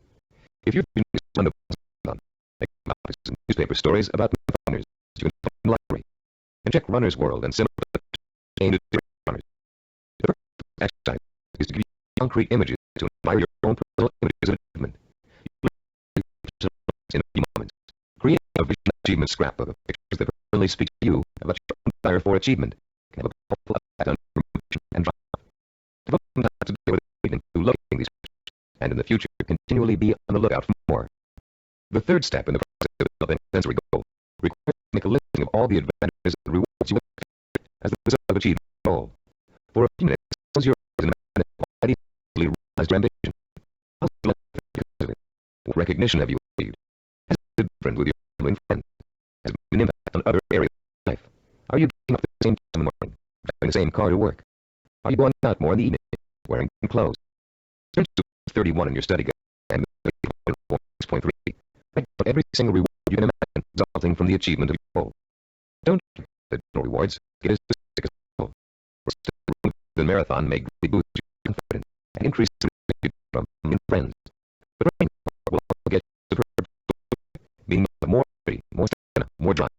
You'll look better, feel better, be better, do a better job. Use a photo from your goal to identify all the rewards you can think of that are associated with your goal. And when you're finished writing them down, you'll be ready to reflect into a vision that will stimulate your emotions about your desire and incite you to close your eyes. Imagine the future goal. Where are you? What do you see around you? Indoors, outdoors, in your own home, at the office? Who are you with? Tiny details of surroundings, including the wallpaper of the sky, the faces of the people, and the clothes they're wearing. Then you have the picture of the scene in a moment. You really focus in on every little whim. Now, holding before you, what folks friends? What are you hearing? Are people talking to you? Are they congratulating you? So, what are they saying? Are you hearing the voices of your parents, your children, your friends? Are you watching TV? Or facing news or saying the story of achievement? Maybe there's a party being held in your honor, in your background. Concentrate on every sound and differentiate. Now, let's add the sense of touch. Are people shaking hands? Do the hands feel smooth, rough, warm, cold? Are the grips firm or slack? Are you being bugged by your family and friends? Is someone pulling at your sleeve to get your attention? Next, imagine the problem of the if you're in the middle of a celebration and you food on the buffet table, is the fragrance of champagne wafting in the glass holding? Can you smell people's perfume alone? Now concentrate on taste. Sitting there you were holding a moment ago, eating orders, or is the taste so sweet that you don't need or want any food? What are you feeling mentally? Maybe you're feeling at the heart of you. Maybe you're feeling the power of your new position. Perhaps you're feeling the exhilaration that comes with knowing that having achieved what you did, you can't do anything. You might even be humble and face to face with weaknesses you never knew you had during the long, hard effort to reach success. You open all your senses to the sight, smell, sound, feeling of success. Turn to the guide and complete form 6.4 entitled the worksheet. The step we have just outlined takes you on another emotional journey that gets progressively richer, and potent. You start with the statement of what you want to achieve. And you achieve it. Then you gather additional photographs of others to achieve what you want to achieve. You imagine the rewards and benefits you'll experience as a result of achieving your goal. And finally, you bring these steps into an imaginary scenario rich in sight, sound, and emotion. This scenario is the driving force behind all the thinking and activity. The more intense and more detailed your vision is, the more potential power it will pack. The more conjure vision, the more power you have behind you. This drive and power will enable you to develop working plans, working habits, knowledge, and skills you need to achieve your goal. And it will help you to persist and persevere until you accomplish. If you imagine reaching your goal in all of its every detail, you're going to have the opportunity to record it on tape. Don't leave out a single sensory detail. The richer your description, the more powerfully it will affect your ability to keep striving to reach your goal. Week after week, month after month. Use it to and description. You've been showing yourself. After all, it's your vision of success. After you've finished recording, take back your description and listen to it carefully. You falter in places. Where things you couldn't describe fully. The sound you didn't quite believe what you were saying. If a further version of your story doesn't satisfy you, erase and reprint the one. Do this over and over until you have a version that completely satisfies you. It should be highly detailed and convincing. And if, along your path to achievement, you find your goal changing shape or form, just record a new version that better fits your new goal. You now learn to use this recording as part of a step and for internalizing your vision and making a part that will drive you to plan, to work, to achieve. The first step will begin early in the morning. The first thing you're going to do before going about your daily business is to review your purpose, your goal statement, your photograph achievement, and your rewards for achieving your goal. This is not to remind you of why you're striving for success. It's to remind you of exactly why you need to succeed. Your purpose, your list of rewards, and photographs, all speak of your need for achievement and ways in which to satisfy you and enrich your life. You need to awaken in yourself anew every morning. After you've reviewed this material, the second step is the recording of your sensible description. The sound of your own voice, filled with enthusiasm, to sing the joy and pride you feel in your goal, will light a fire inside that will give you the energy and stamina to your absolute success every single day. And during as part of step 3, take a few moments of whatever you're doing, close your eyes, imagine your sensory goal in all its rich influence. Touch, taste, smell, and success. Relive your emotional reactions to it. Keep your to achieve, bringing you time by remembering this during the day possible. Mentally review all the events that occurred during the day. Did you have new experiences that help fuel your vision and make it richer and clearer? Make a recording that reflects your new thoughts and feelings. Step 5 consists of listening once more to your sensory goal description before going to bed. And as you're falling asleep, play your sensory achievement over and over again in your head. This 5-step plan will refuel and reinforce your motivation for achievement, and it will help to give you daily feedback on how well you're progressing toward your goal. But remember, there will be setbacks and mistakes along the way, and will be readjustments in your thinking and planning about what you want to achieve and how you want to achieve it. You'll find in your course to just while driving on a winding road. This is to be expected. There is no explicit achievement. But it is we suggest you record your vision over again at least every week. Way it can keep your daily changes in outlook. You've come a long way. You've turned the general statement of purpose into a specific statement of what goal you want to achieve. You've put achievement in a goal. You've gathered yourself. You've learned to put it into a living, breathing and evoke the kind of strong emotions you need for a long, hard of achievement. Now is the time to make a vision. Take time and do it as many times as necessary until you have the results. Remember, you're going to be listening to twice a day, so it needs to be rich and rewarding. You may find you need several tries before you successfully record a vision. Satisfies you in its richness of detail and intensity of motion. Do as many visions as you need until you get the one that sounds satisfying. If your goal changes, record a new version. If you reach your goal and want to pursue another, create a new version and record it. Remember, include all the details as enthusiastic as possible. Now, begin your own narration of what would look, taste, smell, sound, and feel like to achieve your goal. What you can do or dream you can do, be in it. Both has genius, power, and magic in it. The words written by the German philosopher and strategist von Goethe perfectly fit what you're going to learn in this session. Here, we're going to help you turn the vision of what you want to achieve into an action plan. In Goethe's words, to boldly begin to dream. You already have the vision. You believe in it and your potential to achieve it. Now we're going to work on a practical step process through which your vision can be put away. For President Theodore Roosevelt said, dreams are done. Everybody's got dreams. It's their execution that counts. The logical mapping out of where you want to go and how you want to get there. The Roman philosopher captured the importance of planning. He said, a man doesn't know what harbor he is heading for. No wind is the right one. Planning is your direction and for time and resources. 3 moments spent in planning, take 3 or 4 in execution. In this section, you can learn in planning. Before in goal you want to achieve into a easy to visualize task. This system is applicable to any type of task or from being a to getting a medical degree. If you want to make short or long-range plans, organize your resources, create skills in necessary plans, and improve your decision skills, it will also improve the quality of your work.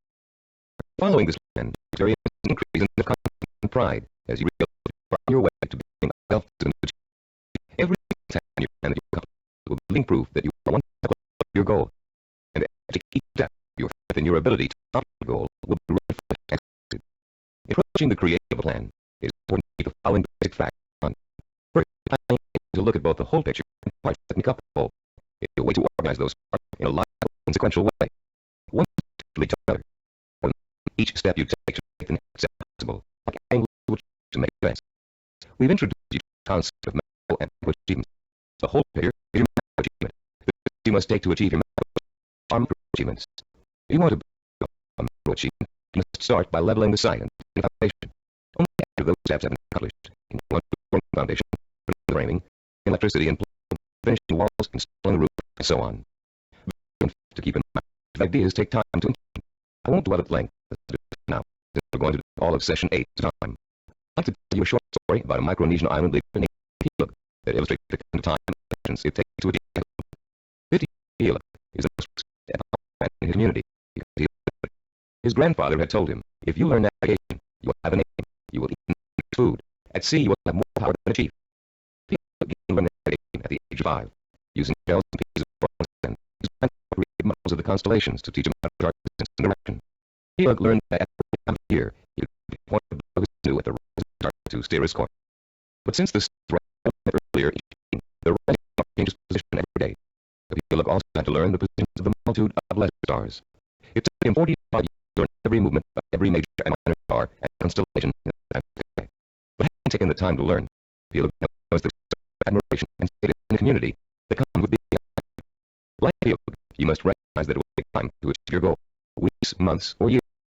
You must pay attention and lead to your goal.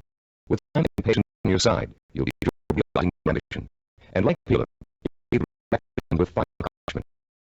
A third fact to remember in creating a plan of action is that ideas take concentrated work to come to fruition. Too many people like that managing a project means that others do the detail work. And simply they are far too much time, leaving others to tend the fire. If you leave others to tend the fire, don't blame them if the fire burns out. Admiral Hyman Rickover spent over 40 years building America's nuclear submarine fleet. Rickover supervised the research, design, and operation of the mighty underwater craft. His reputation as a manager who always got results was only equaled by his talent for engineering. Upon Rickover's retirement, he explained his philosophy of management to an interviewer. The man in charge, Rickover said, must assist himself with detail. If he does not consider it important, neither will subordinate. Yet the devil is in monotonous pay attention to seemingly minor matters. In my work, I spend 99% of my time on what others call details. Most managers focus on lofty positive matters, but when details are ignored, the project fails. No infusion of or lofty ideals can correct the situation. 3 basic elements to keep in mind when creating an action plan include looking at the whole picture, taking time to complete each step before you go on to the next, and paying attention to details. Fourth point, remember, the implementation of a plan is a trial and error process. You will make mistakes. Most of them will be unavoidable and will serve as springboards of learning and refinement. When you make a mistake, learn from it, take direct action to avoid making it again, and get right back to the course. Remember, supposed experts have made mistakes than you're going to make, and have managed to turn them into creative successes. Take the Coca-Cola Company of the new Coke example. After spending millions of dollars on market research and more millions of dollars marketing their reformulated structure, they were forced by public pressure to bring back the old form and trying to change the taste of Coke, and the marketing executives admitted. But because of the Coke is now a stronger marketing position than ever. The Coca-Cola Company has brought back the old formula, now sold under the name Black Coke, and they still have their new formula on the market, which was formulated to those drinkers. Surprise move. Nobody thinks so now. Correcting it, Coke has the potential to win over an even larger share of market than it had before. This process of self-correcting behavior is what scientists call subnick. Her may sound very rich, but there's a reason for that. The organizational method you learn is the same one NASA engineers used to put men on the moon. In the early 1960s, former President John F. Kennedy ordered NASA to put the moon within a decade. NASA engineers and designers rose to the challenge, accomplishing the task in 1960. it down into a series of micro-objectives that will lead to final grade accomplishment. When the project is started, the scientists and organizers immediately begin preparing flowcharts, identifying each step we have to take to put a man on the moon. First, to build a new type of rocket. Then that rocket had to test the Earth for longer periods of time. We had to design ships to be able to protect the astronauts from the moon's atmosphere. Each component came close to achieving their objective, until that historic day when they got the job done. You can duplicate the same process of planning quickly and easily. You can apply it to any job you might call upon to handle. We call the system of planning you're going to learn in this section visual planning. Visual because it helps you to look at, identify, and visualize each of the steps necessary to complete an objective. Network because each of the steps are connected together to show how they get to your goal. The instructions and examples below will show you how you can quickly and easily put the visual planning system into immediate operation. There will be 7 steps involved. First, you'll reach your objective. Second, you break it down into steps we call activities. Third, you'll organize the activity in logical order. Fourth, you'll design a visual network. Fifth, you'll estimate how long the activity will take to complete. Sixth, you'll determine what we call critical path. And seventh, next, you'll assign actual calendar dates. Don't worry about remembering all of these steps now. We'll go over them one by one, but you understand them. For now, as we begin our discussion of this powerful system, you need to refer to your study guide and follow along as I explain each concept. I'll pause here for a few minutes while you locate the page. First, this is 4 basic elements of visual network planning. Look at diagram 7.1 on page 36. This element is what we call activities. An activity is a task that must be completed in order to achieve a goal. The name of the activity is a box. One activity is linked to another activity, aligned with the flow. This linking of activities is the second element of a visual network plan. The third element is the activity's reference number. Each activity is assigned a number for the classification. The number is circled and located in the upper left-hand corner of the activity box. Any number can be assigned to an activity box. The number you do assign don't necessarily have to follow in numerical order. Activity number 23 can follow activity number 15. The fourth basic element of the visual network plan is what we call duration. Activity takes a time to complete. That amount of time is called its duration. Duration is at the bottom right-hand corner of the activity box. It can be represented in minutes, hours, days, weeks, months, or years. Now let's use these elements to build a simple network, a group of linked activities that lead to a goal. Refer to diagram 7.2 on page 36. This diagram that shows a hard winter wheat grinder and makes whole wheat cereal.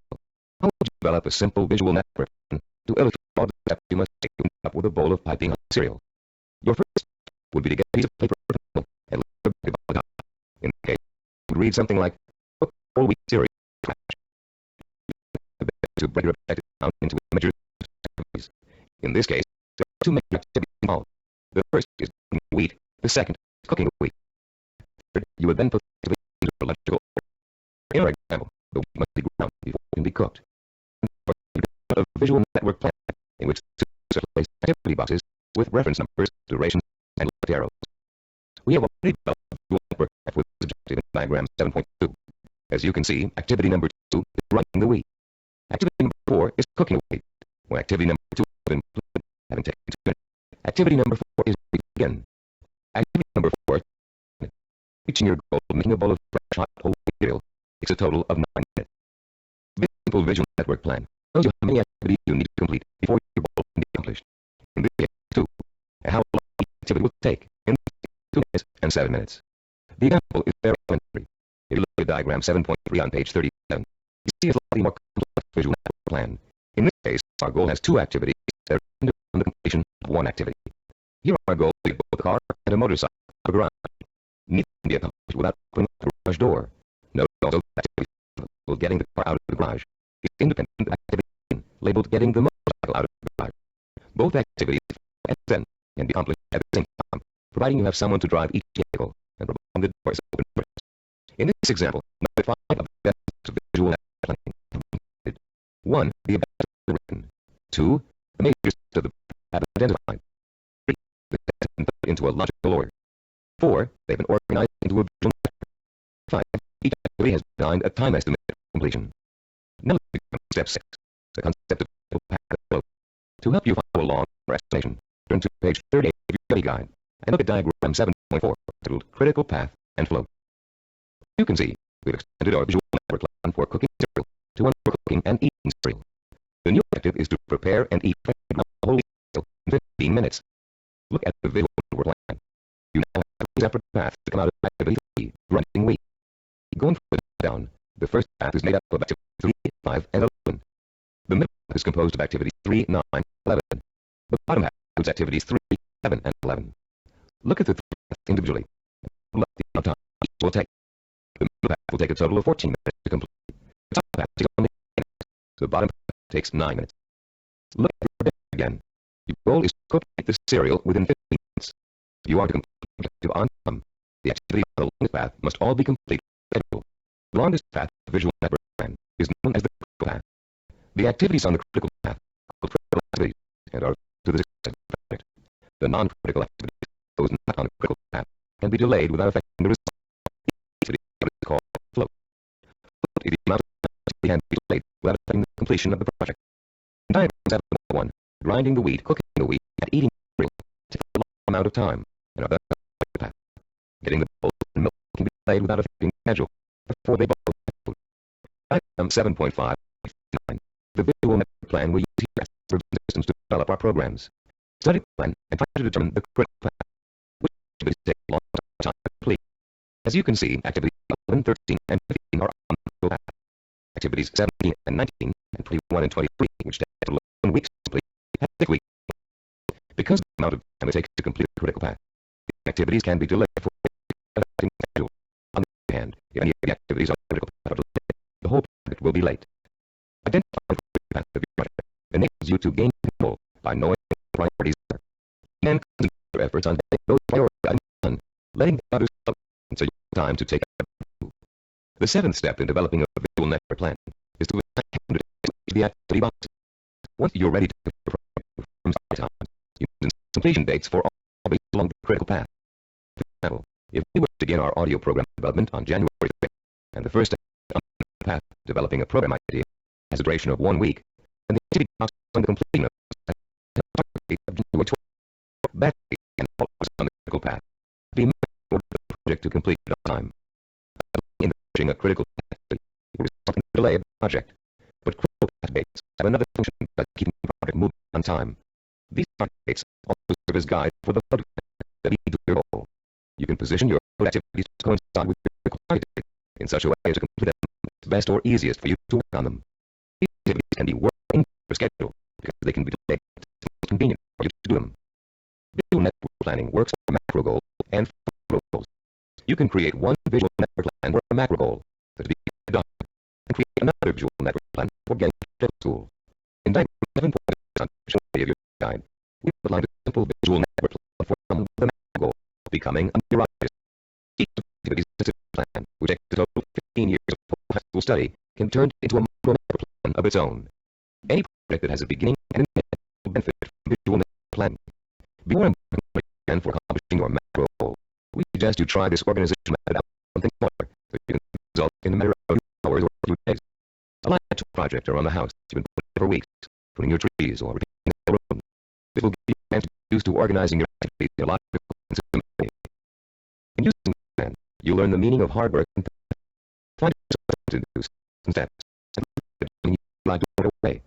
When you do walk your schedule, the project won't be completed in time, and you'll begin to see how important it is to stick to dates and schedule to realize any goal. Using this plan will also reward you with self-disciplined accomplishment. As you complete the task on your path to success, you can mark it off on your chart and be proud that you've done it. You'll also be able to look at your at various times during your project and outcome.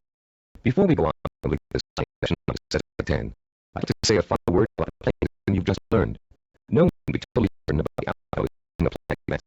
Mistakes, unforeseen problems, tasks of events over which you have no control, can and will contribute to the change of your plans. Your visual network plan is not carved in concrete. It's a living, working system that is designed to accommodate the change in your life. You may underestimate the amount of time it will take you to complete an activity. You'll know better next time. You'll find that you don't need to perform a certain activity at all, giving you something on your schedule. The objective is not to give you a rigid yardstick against which to measure your success or failure. Rather, to give you a logical, working system for your goal. Creating your visual network plan, do the best to be as accurate about the expectations of activities. Remember that things may go wrong, and you may have to change those states. It is not an excuse to quit. It is good to keep sticking to your plan, for without it, you have little chance of beating the goal at all. Remember, to success realize your purpose. You have the courage to take risks, the courage to fail, and the courage to learn from your failure. Visual network planning is a road to one destination, just so there, but it doesn't tell you how to take the trip. It's up to you. On the side of the trip, you'll instead of developing your own network plan, and you'll write your own story of achievement in a way that brings some of the power and reward of success. Number 2 is a guideline of effective planning. You're ready to turn your own purpose and vision into macro and micro plan. As you do, keep in mind the following section. First, the instructions of a visual network plan are guidelines only, and not a rigid set of rules. Use the principles we discussed as a guide to meet your own specific needs. Second, take time to work at converting into a visual network plan. You'll probably need with a number of versions before you arrive at your finalized plan. Don't get afraid. The very outline will force you to think logically and use your creativity. More importantly, your vision will be attached to the company that most people aren't able to take or don't know how to take. In developing your personalized visual network plan, this will be one of the most valuable tools for use. Study it thoroughly, familiarize yourself with steps, get to work, and begin.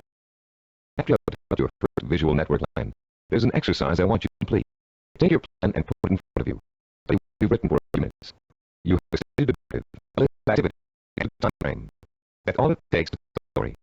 So I'm going to ask you for the achievement of your own goal. Only you're going to tell the story in the past, as if your goal has already been achieved. In your story, pay attention to details. How long did it take to reach your goal? What did each step along the way feel like? Did you have to reevaluate your goal in the process of achieving it? What did you discover about yourself along the way that led to the successful achievement of your ambition? Keep your story simple. Pretend you're talking to a friend. Enthusiastically be out. Give your friend a description about how you did this, then I did that, and this happened along the way, so here's how I did it, and so on. Now you're going to do your story on your success in very rich detail, with all the enthusiasm you can muster, as if it finally really happened. When you're done, you'll review a success that you can refer to again and again for inspiration. When you put the story back for the first time, listen very carefully to your questions. Did you fire in place? Was there a lack of investment in your voice in certain areas? Did you hesitate, as though to tell you that you really didn't believe that successful stories? Or were you self-assured about your invention?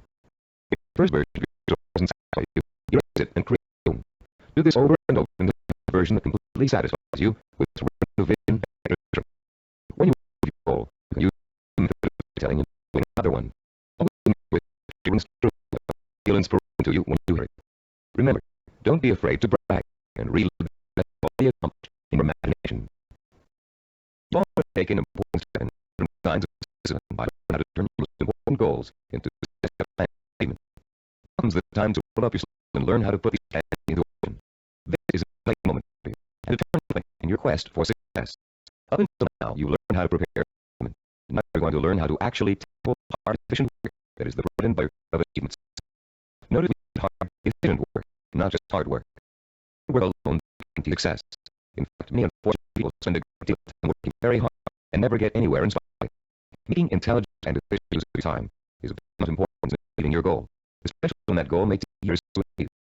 In addition, you're going to learn how to manage your time and effort so efficiently that you won't waste one valuable moment in your journey to achievement. You'll learn to find time in an already busy schedule to work on the micro tasks that make up stepping stones to your macro purpose. You know why what we call reasoning, a special way of looking at time, is critically vital to your success. To actually quicken time, make hours seem like weeks seem like days, and years seem like months. And you learn for all how about the do it now habit, allowing you to permanently overcome the world's #1 cause of failure, procrastination. By the time you finish this session and the exercises in your study guide, you'll be equipped with a new attitude towards time and achievement, and you'll be ready to begin systematically putting your step-by-step plans into purposeful disciplined action. Let's now begin exploring the fascinating principles of using and managing time that make the difference between success and failure. In the beginning, we'll talk a little bit about the relationship between self and achievement. We all know it takes time to accomplish something. Depending on what you'd like to accomplish, it may take a little bit of time or a big time. The same can also sometimes be achieved in less time or more time, depending on how good a job you want to do achieving it. Any small task you might be confronted with around the let's say one of your doors is stuck and planning in order for it to open and close easily. There are lots of ways you could accomplish this and lots of shortcuts you could take. But in order to do a really good job, you measure the door opening. Figure out how much wood you need to remove to take the door off the hinges and knock on a horse and plane it down until it is the right size. This approach may take longer than others you can think of, but the best way to achieve your goal. And when the job is done properly, you know that door will never be shut again. A person who takes the time to do the job right is the epitome of this disciplined achiever. Someone who has learned not to worry about time, but uses it to its full potential to achieve a goal in the best way possible. Goals are going to be as simple as this one to accomplish, but the principle remains the same. To achieve with excellence, you're going to need a long period of time in which to allow your knowledge and skills to mature and grow. This is the concept of time that we call seasoning. Season, the law of nature. All things take time to come to fruition. People, in their impatience to get what they want, will go through this growing process, often end up stunting personal growth, being through success impossible. Shortcuts only lead to mediocrity and failure. Scientists, philosophers, artists, and statesmen have always recognized the importance of seasoning in accomplishing any goal. When asked by an English student how long it would take to become a master teacher, the Roman philosopher Epictetus replied, "Nothing comes into being all at once, not even the growth of the fig. If you say to me, small, not big, I'll answer, that requires time. Let the tree first bring forth tender blossoms. Let the blossoms endure the withering of the sun, wind, and rain. Let the tree then put forth its fruit, and finally, let the fruit ripen." Supervision founder Steve DeVore recalls learning about seasoning the hard way. When I was 5 years old, I planted garden in my backyard.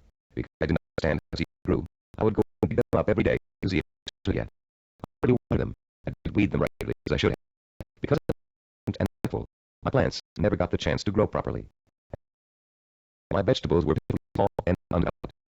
I had a friend before, a slightly older boy who understood the principles of gardening. He let his plants grow and ripen in their own time, helping them along with regular watering, fertilizing, and weeding. He enjoyed a bountiful harvest that summer, and I learned a lesson about patience and self-discipline. All great achievers not only understand the concept of seasoning, but they value it greatly. They know that success cannot be hurried. They know that to try to hurry it is to ruin it. They understand that every step along the road to achievement is a necessary one, and is an achievement in itself. And they also know that getting there can and should be half the fun. Disciplined achievers are willing to pay a price of time to realize their ambitions. They are not intimidated by the thought of having to work and study for 5, 10, even 15 years. The commitment to a goal is absolute, and their vision of success is unwavering. The disciplined achiever knows that what he wants will take 5 years to achieve. The 5-year effort will be worth it. He knows that those 5 years are going to and is a choice about whether to spend them preparing for success or wasting the time thinking and dreaming about what he'd really like to do. For the self-disciplined achiever, there is no choice. He'll gladly spend those 5 years working and studying to achieve his goal. Does several years seem like a long time to you? Think how fast the last 5 years of your life have gone by. What did you do during the time to make achievement possible? If you had been working steadily towards a goal all that time, you could have achieved it by now. Let's say you're 34 years old and your dream is to become an architect. You know it will take you 6 years of school and apprenticeship before you can get a good job with a respected architectural firm. But that means you'll be 40 years old by the time you reach your goal. You feel you just can't be that long. Stop and think. You're going to be 40 years old in 6 years whether you study architecture or not. And if you choose not to study it now, in 6 years, you'll be in the exact same position, wanting to be an architect, and know it will take you 6 years to get there. Only by then, you have to wait until you're 40 to achieve your goal. You can get there in 6 years by studying now, or you choose to give up hope of ever getting there at all. If you really want to achieve your goal, 6 years won't seem like such a long time. As you'll find later in this session, to the self-disciplined achiever, the 6 years go by very fast. Asian people want things to happen right. In the words of French Blaise Pascal, they anticipate the future as soon as slow in coming. And in being unwilling to devote hours of time to the kind of seasoning it takes to become accomplished at anything, they waste their life doing nothing at all, and they wonder why they always feel so unfulfilled. How many youngsters have you known who came home from a rock concert determined to learn to play the guitar? It looked easy when the group on stage was playing, so the youngster goes out and plays the guitar and takes a few lessons. And all of a sudden, it becomes that it's not easy. It's going to take years of hard work and effort to learn to play real well. So the youngster loses interest and gives up, bored with the tedium of practicing scales for hours. Yet the professional musicians is put in years of practice to get where they are, and where the youngster would like to be. The great artist Pablo Picasso was once approached by an admiring woman in a restaurant. Having recognized him, she asked him to draw something, anything, a napkin for her. He told him she'd pay him, but he thought it was fair, if only he would provide her with this impromptu work of art. Picasso agreed, and spent 5 minutes drawing a picture on the napkin. When he was finished, the woman picked the napkin up, and blank. How much did he want for the picture she had? Calmly, Picasso replied, $10,000. Dumbfounded, the woman began to argue with him that a picture drawn on a napkin in 5 minutes couldn't possibly be worth that much. But Picasso just smiled and said, "Madame, it may have only taken me 5 minutes to draw the picture, but it took me 40 years to learn how to draw it." 40 years? Does that seem like an interminable amount of time? To a cancer artist seeking the ultimate expression of his talent, a great scientist seeking a cure for disease, or an ambitious businessman trying to turn a small company into a Fortune 500 corporation, 40 years can seem to fly by overnight. The dedicated, disciplined achiever Time is nourishment for what you want to accomplish.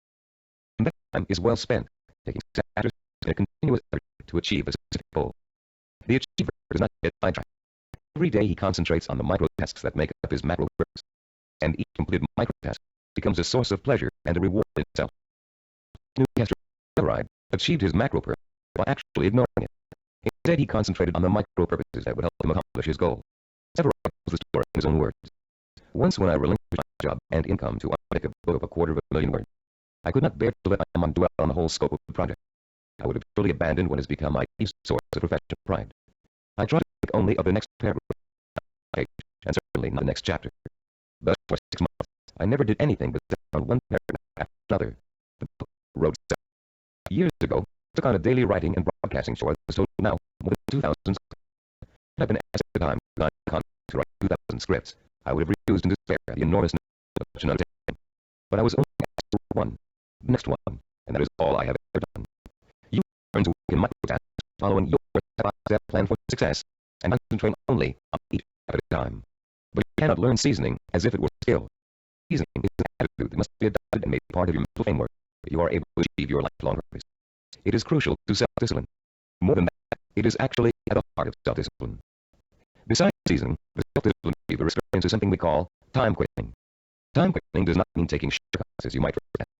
Rather, it represents what happens to your professional time as you become involved in the pursuit of your goal. Time quickening is an almost magical journey where time seems to disappear and you know you're in complete control of what you're doing. When it happens, you feel energetic, concentrated, and completely absorbed in your task. We've all experienced time quickening when we're doing something we particularly enjoy. Or you may have had it while you were reading an exciting murder mystery, watching an action-filled movie, playing a game of tennis, or even weeding the garden.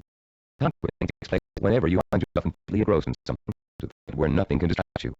The moments fly by so quickly, you're just aware of them. Past and future seem to disappear, leaving only you and the task you're engaged in. And after what only seems like minutes, you look out and notice not that a great deal of time has passed. Dreams are a reverse example of this phenomenon. Although you may often wake up feeling as if you've been dreaming a particular dream for hours, the whole thing has actually taken place in just a minute or two. The human mind has the amazing ability to alter our own perception of time. Once you learn to use this ability to your advantage, you will no longer be urged at the thought of having to spend so much time pursuing your goal. Scientific research shows us how to trigger the experience of time quickening. You can actually learn to consciously create a sensation that time has stopped. You can do it by becoming single-mindedly and uninterruptedly involved in an activity for a significant period of time. Time quickening occurs when you surrender your attention and your senses to something outside of yourself. There are 6 steps you can and must take to experience the process of quickening. Listen to them carefully, and then try to recreate them. First with lesser tasks that may or may not be related to your goal, then with your actual micro-purposes. First, create or find a working environment that is free of distractions and potential diversions. Second, focus on doing one task at a time and stick with it until it is completed. Third, surrender yourself to the task at hand. Work hard and work well, and don't stop working until you finish as much or more of a task as you start out to do. Fourth, plan to work uninterruptedly in a significant span of time, several hours if possible.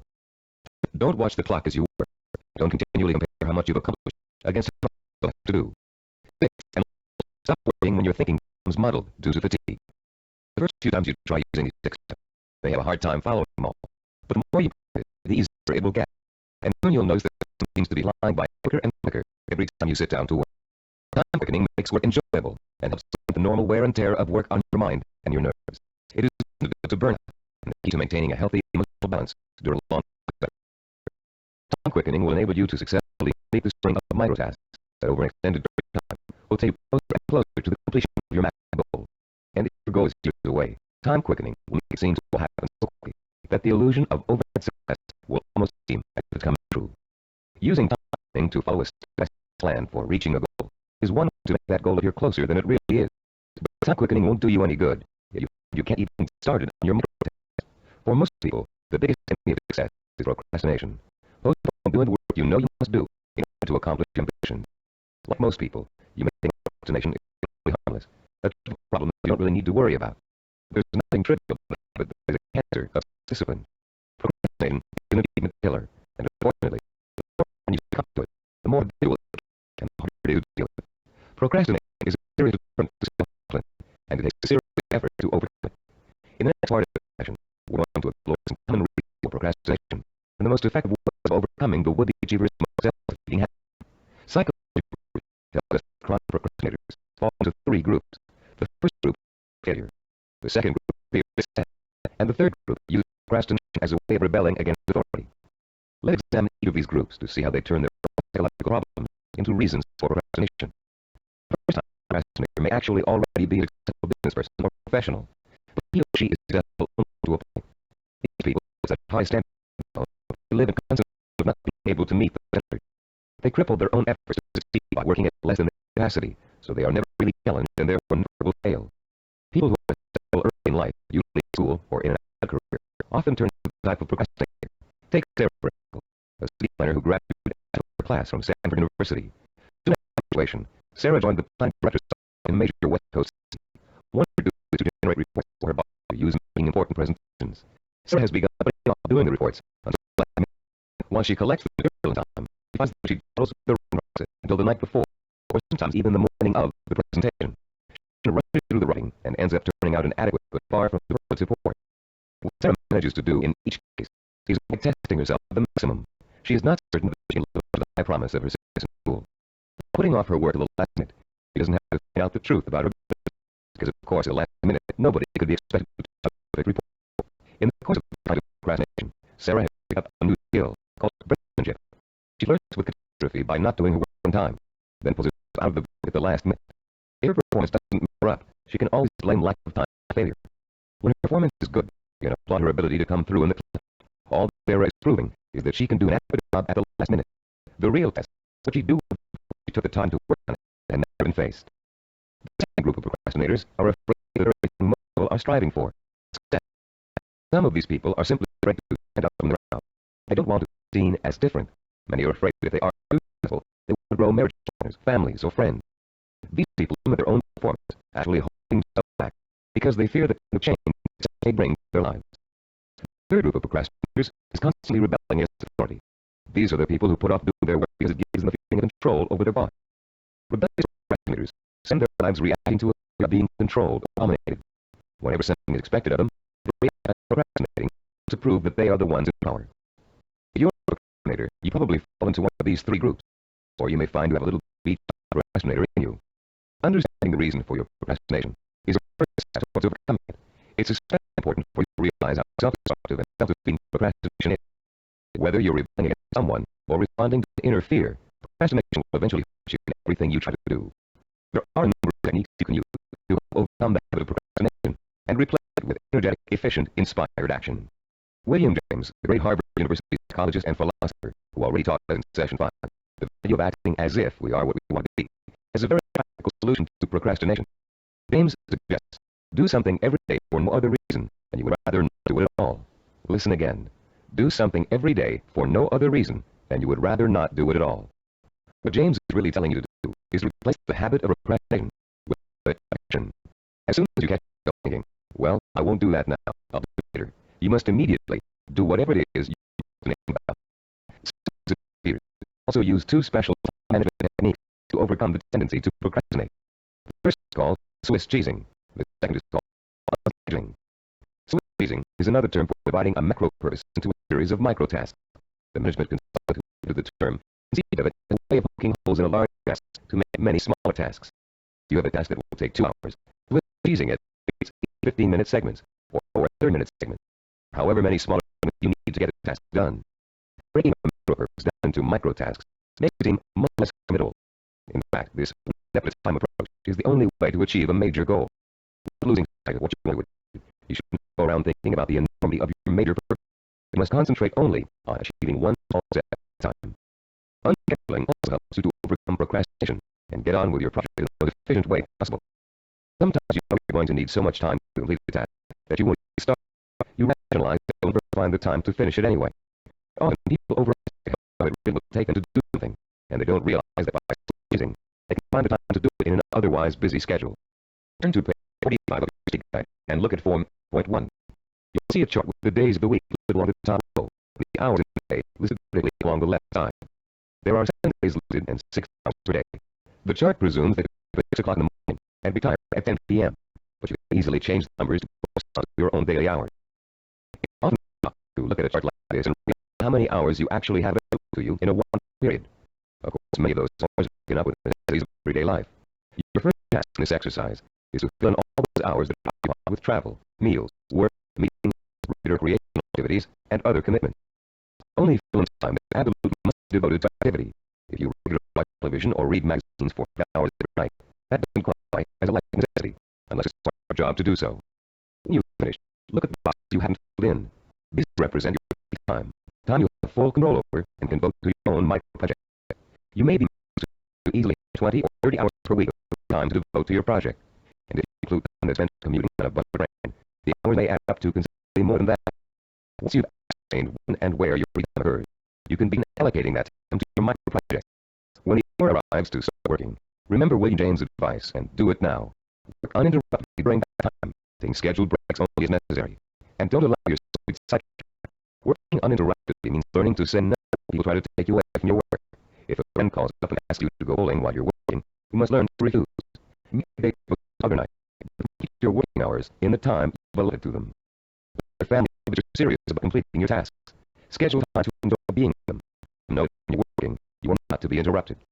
After successfully completing each one, fill in the blank hours on your chart with a card or pencil. Choose a name for your project and fill in the blanks with that name.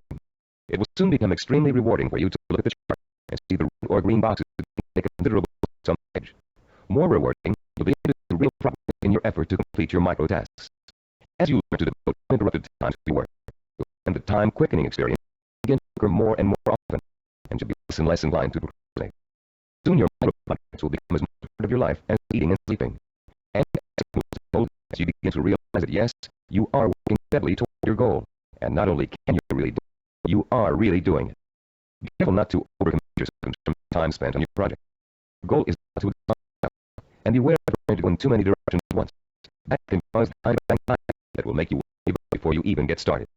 Concentrate on accomplishing one task at a time. That task will get done, and then you can start on the next. It will also get done, and so on. Keep in mind through all of this, your objective is not to with work in every hour you have during the week. Working towards a macro goal by accomplishing micro tasks should not be an unpleasant experience. Creating a healthy balance between work and recreation, you'll find yourself looking forward to those hours when you can devote yourself to pursuing the goal that will make life truly worthwhile for you. You'll reach a point where you wouldn't trade those hours for anything in the world. You've come a long way in this session. You learned how to overcome the tendency to procrastinate, how to experience time quickening, and how to learn to value seasoning as inevitable in your end goal. We'd like to make one more suggestion to you before ending the session. Put up a sign at your desk table or your workspace, in big, bold letters that you can see every time you look up.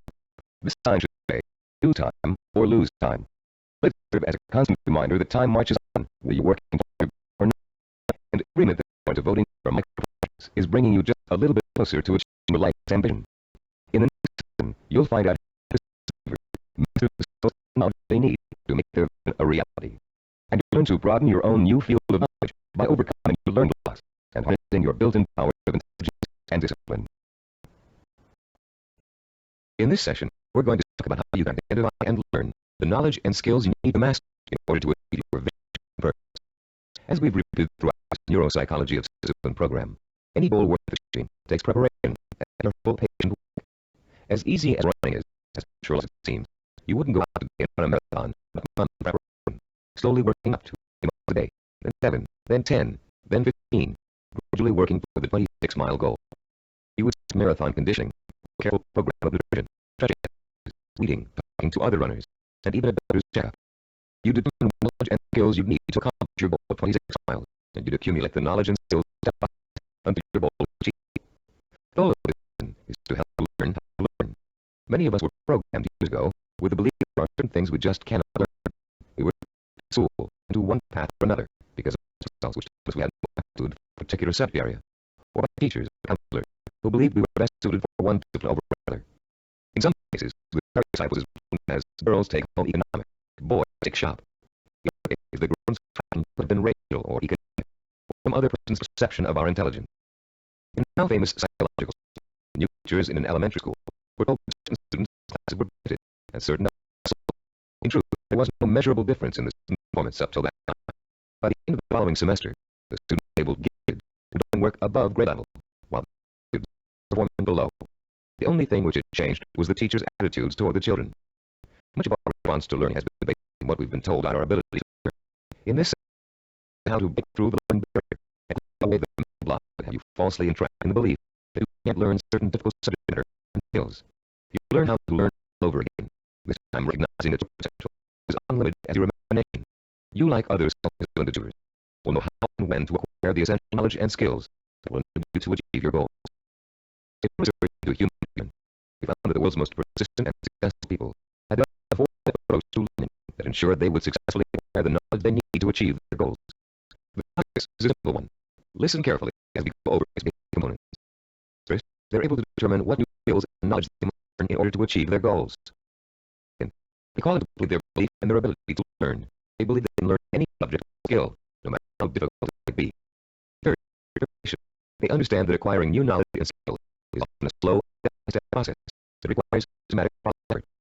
No matter how young or how old, the learner must go through the same progression of acquiring knowledge and skills. And fourth, they develop their own effective personalized system for learning. A simple learning formula they can apply to any subject matter to efficiently and thoroughly master goal-relevant knowledge and skills.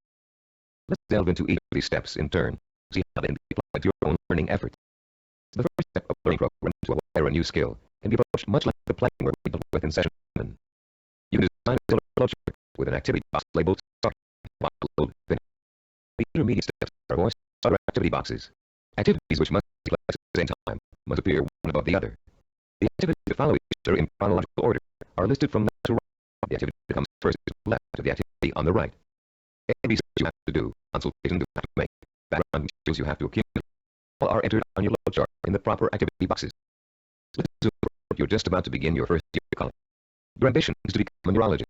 You know that to go to medical school, you have to excel in college pre-medicine. The take years of math, chemistry, and biology seems pretty intimidating. It becomes even more intimidating when you realize that you have to have almost a straight average in the to be even considered for medical admission. The intimidation would quickly go away if you could develop a 4-year visual network plan that outlines specifically what you had to learn and in what order you would have to learn it year by year. Upon viewing the completed network plan, look at it and develop a deep inner belief that you have it in yourself to master each of the subject matter areas. Let's work through a network plan for successfully completing college. Granted, most of you listening to this program won't want to become doctors, so this example is applicable to any situation in which new knowledge and skills must be learned. Turn to diagram 9.1 on page 40 and 49 of your study guide. I'll pause a moment while you find diagram 9.1. As you can see, there are 3 visual network plans. The first one outlines the chronological steps to becoming a neurologist. We call this a macro plan, with the objective of becoming a neurologist. Below is the micro plan with the objective to graduate in pre-medicine in 4 years with a minimum of 3.5 average. The micro plan is broken down into 2 levels. The first level is visually represented in 2 steps. The start, labeled number 1, and graduate with a Bachelor of Science in Pre-Med, labeled number 3. This first level has actually been extracted directly from the macro plan. Now look at page 29 and the level 2 diagram. As you can see, level 2 is an expanded version of level 1. Through the study of the college course catalog and through talking with college advisors, you have identified pre-med requirements and have broken them down into a prerequisite chronological order. This visual network plan then serves as a 5-step map for completing your pre-med program. The first step in your macro objective of becoming a neurologist. As you look at the visual network for completing pre-med, what type of emotions do you experience? Do you feel intimidated at the prospect of telling hard classes? Do you doubt your ability to learn such difficult subjects and to learn so well that you finish each course at the top of your class? If you feel intimidated and experience that, then you probably won't make it. If you look at the plan and feel deep down inside that with effort, study, and allocation, you master each of the courses, then you'll probably succeed. The difference, you see, is really not ability or intelligence. Rather, it's attitude, your belief in yourself. The belief in yourself and one who is capable of learning is 90% of learning her, but 10% single-minded application mixed with ability. The belief in one who has the ability to learn is the second step involved in self-disciplined achiever's pursuit of goal-related knowledge and skill. Much of your own belief in yourself is someone who is capable of complex material may have been educated right out of you in school for a variety of reasons, some of which we explored at the beginning of the session. One major reason for this belief is a vicious cycle people get caught up in early in the learning experience. Take math, for example. Many people have learned when it comes to math. They feel they have the aptitude to learn complex mathematical concepts, and they can prove this lack of ability to you in the grades and success in math classes. What most of these people lack is not the aptitude for math, but the application of self-discipline. Math requires progressive learning. You have to master one concept before you can go on next. If you miss a few steps in between, and it's really easy to get lost. And once it's lost, it's nearly impossible to get up. To stay on in math requires a daily effort of study. Most people who enter math because of their lack of self-discipline think that they can get by with the minimum effort. Most of these people are intelligent. They can get by most other courses by just coding. They think they can do the same thing in math, but soon they get behind, and usually do poorly in the course. Then after this experience, they label themselves poor in math. They carry this label with them throughout their lives. This will shape most of their decision-making when it comes to choosing courses of study and career. Such people will avoid careers that require mathematical understanding because they think they don't have to. Actually, they probably had and have the attitude, but not the attitude. Their life's potential was affected by a false assumption. All they needed was someone to teach them the value and skill of self-disciplined application. Most of the people we studied in the creation of Neuropsychology self-discipline program were extra intelligent. They didn't have a firm belief in their ability to learn anything and everything.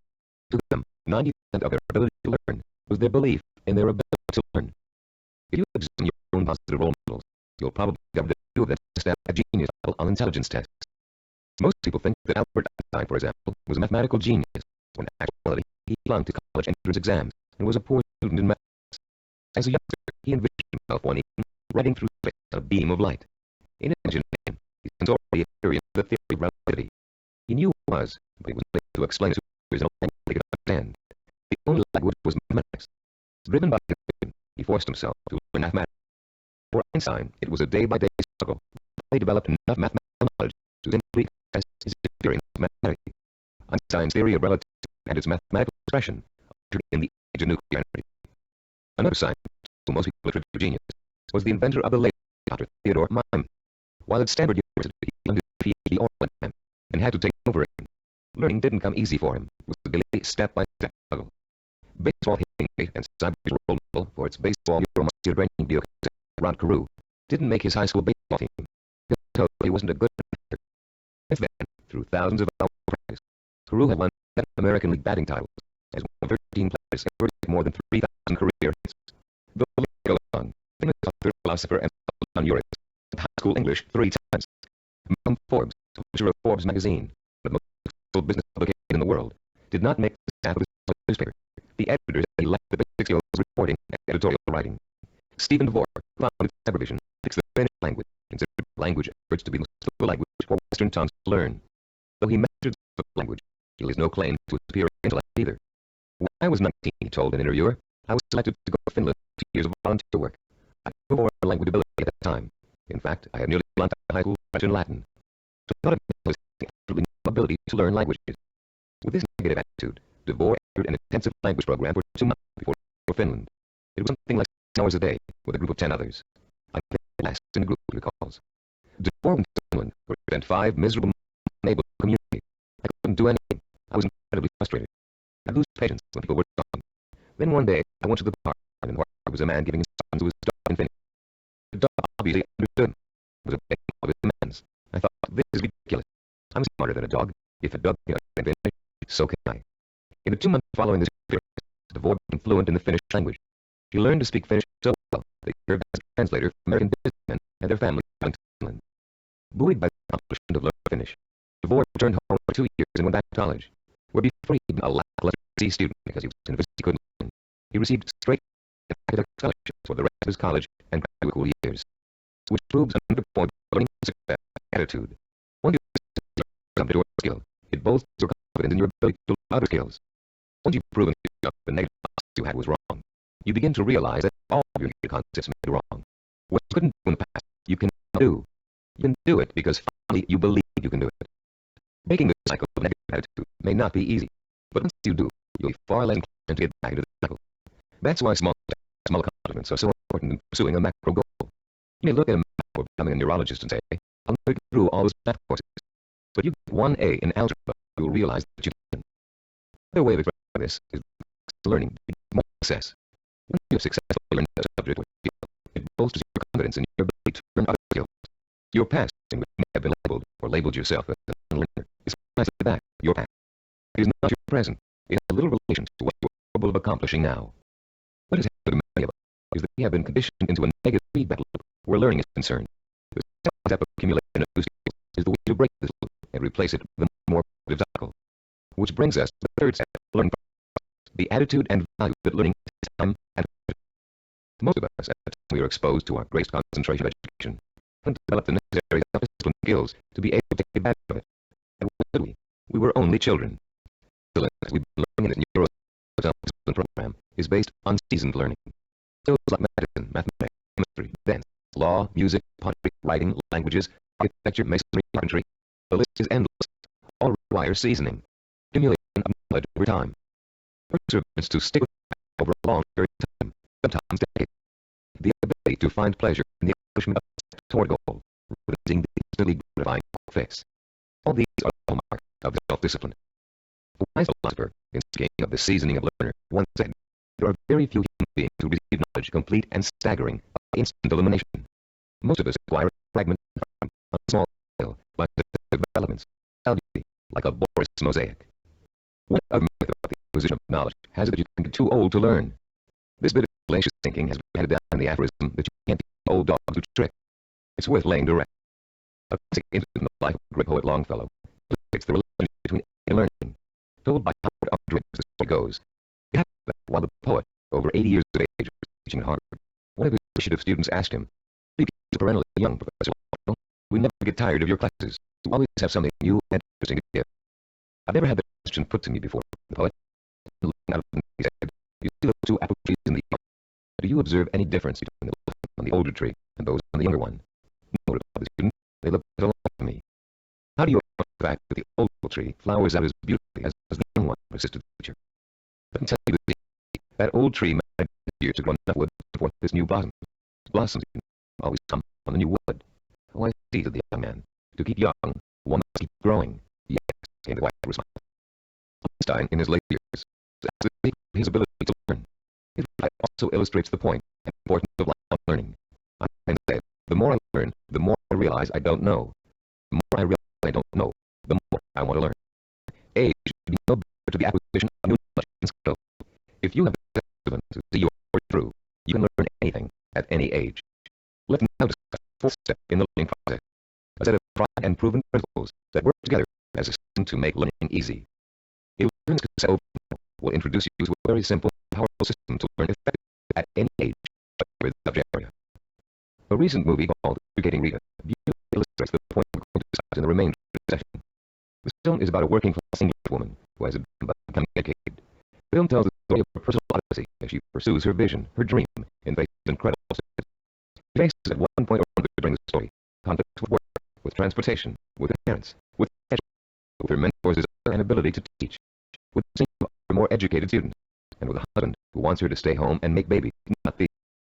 Through it all, she perseveres, driven by the dream of herself as an educated woman, a woman who can discuss important issues, can commune with the great thinkers and writers who make up such a rich part of her English language. She burns with the fire of her vision, a vision rich in dignity and strength. A vision you can hear, smell, taste, touch, and see. The actress, Julia Waters, is her struggle to change, to move, to better herself, with credibility. You can see the woman, Rita, changing before your eyes. There was no fact about Rita's quest for education. Each book she read, each class she took, each time she met with her advisor or participated in a class discussion, was a visible step toward the completion of her goal. It was extraordinarily obvious how closely her vision and her process of learning were interconnected. Sometimes the connection is lost. So that's what the remainder of this session will speak to. How to recognize the connection between learning and the successful achievement of your goals. Learning is not simply the road of memorization, useless or even useful fact. Of course, we're all aware that in 1492, Columbus sailed the open blue. What does that have to do with our vision? The same lack of relationship to vision is often true with our attempt to understand abstract principles, as in mathematics, chemistry, or physics. They are very difficult to learn and use if we cannot see the direct applications to our everyday lives, to the pursuit of our purpose and vision. We ask ourselves, how is it going to help me in achieving my vision? I never been found to receive before, because signing up for a course in statistics in attending graduate school. He hadn't taken the prerequisite higher math course, but had gotten permission from the instructor to take the course anyway. The board's instructor, however, issued a dire warning at the beginning. Without those prerequisite courses, the board stood a good chance of failing. But forewarned, and the board found a way to overcome his lack of preparation. The first week of class, he found himself with medical concepts were abstract and confusing. The only way I could make sense of what was going on, he said, was to take each abstract principle and make it concrete. Instead of talking about X's, Y's, and Z's, I made them into apples, and I ended with the second highest grade in the class. I found concreteness also translates into vision before continuing. Whenever you have to learn something beyond your grasp, remember your vision and why you have to learn it. Then it will seem real and vital, and you'll have an easier time dealing with it. Whatever you have to learn, no matter how abstract or detailed the information, if it's necessary for your vision, you can embody the information with your vision. Then it becomes something real and vital. You can put a handle on it. You have a reference for it. You've been learning the importance of vision throughout this program. The sensory-rich, detailed kind of vision you create in the are continuing to read, making those visions concrete or recall, sometimes even involved putting clippings or photographs of a desired goal upon the wall. This kind of work to strengthen vision is also a part of learning. As I mentioned earlier, I'm about to introduce you to a powerfully effective, easy-to-learn method of learning that will serve through the rest of your life. This four-part learning system is the application of certain principles that reveal themselves in the core of our research with self-discipline. Learning and applying these principles will enable you to approach any subject matter with confidence and thoroughly learn the material no matter how difficult it might be. We call this mega learning. We use the word mega to connote power. The power to achieve you acquire through the acquisition and application of knowledge. Let me quickly give you each of the four steps and then look at the process in greater detail. First, recognize the need to learn the principle. Second, relate the principle to your personal vision and goal. Third, internalize the principle by relating it to your own experience. And fourth, apply the principle in action. Let's examine each of these four steps in turn. First, recognize your need to learn new information and skills. You can't reach your goal without getting an education first. This doesn't necessarily mean attending school. It means identifying the key skills and competencies that you must master if you are successfully going to reach your goal. Will I hit my goal without this knowledge or skill? If your answer is no, then you have a strong motivation for learning. Learning is now crucial, or without your road to achievement is blocked. Learning is a lot easier if you really learn. Once you recognize that you need to learn, then the first step toward achieving your goal. Step 2 is simply asking yourself, how can I use this? How will it help me fulfill my vision? Imagine yourself achieving your goal and using the new knowledge and skills you are about to learn. Each skill and knowledge applies directly to your success, no matter how unrelated or trivial it might seem to be in the beginning. This process begins putting a jigsaw puzzle together. You have a picture of what you want to achieve on the jigsaw box. Inside the box are hundreds of related but unrelated pieces of the puzzle. You put two pieces together. You pick up the third piece. You talk with it, mentally turning it over, so that it fits the concept, unique characteristic. Link the way it might fit into the whole picture. Then comes the aha moment. See exactly what a new piece of puzzle fits, how the contours of the piece are shaped with the piece right in place. And as you place this piece in the puzzle, you get an idea of what a larger picture will look like. Have you referred to the picture on the jigsaw box, which is now to the picture you have of the goal for which you're doing. The very act of studying the information and putting it in its proper place to bring the picture on the box to life. The third step in the learning process is internalizing the principle by relating to your own experience. If you're learning about electrical forms and frequency, for example, think about the time you've thrown a pebble into a pond and seen ripples form on the water. The bigger the pebble and the harder you threw it, the bigger and faster the waves would be. In physics, you can easily introduce the state. For every action, there is an equal and opposite reaction by remembering how you stand up from a sitting position. Do you or you have to first push your way down the stand. In order to stand up, you have to first push down. That's Newton's law in action. Every time you find an example from your own experience to illustrate a bit of knowledge you learned, you'll reinforce your understanding of that knowledge. And you'll remember you have to do something very present. Every time you think of Newton's law, you'll picture yourself pushing off stairs to stand up. It works for just about any abstract theory you can think of. Before critical standing, is the actual application of the principle you're trying to grasp. Throw pebbles in a pond and watch the action when you're learning waveform theory. Sit down and stand over and over again. Newton's law is firmly planted in your mind. If you're studying a new language, use the new vocabulary you learn every single day. As you walk down the living room, by naming every object you see in your new language. Using these 4 steps will make the experience easier, less frightening, and more fun. You'll make mistakes as everybody does. The persistent application of the mega learning system will pay off in greater understanding, greater memory retention, and a better education overall in whatever it is you're trying to learn.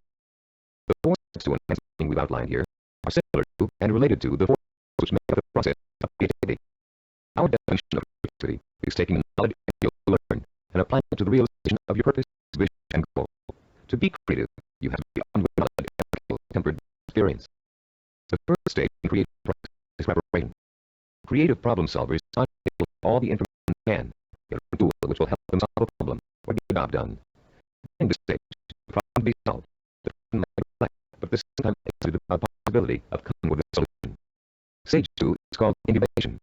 Once the research has been done and the necessary information has been collected, the creative person often releases the problem and turns to something else, including the rest of the information, or the solution to the problem. During this stage, the knowledge begins to reform itself a local level of consciousness, shifting and realigning until it becomes a whole. During this stage, catalyzing flashes of insight and flashes of the final illusion may emerge. Stage 3 is called illumination. This is the moment of discovery. It is the point of time where all you have learned and experienced has been filled in your mind. Solution or inspiration springs forth almost miraculously. Miraculously, you don't recognize much preparation and groundwork you've already laid in stage 1.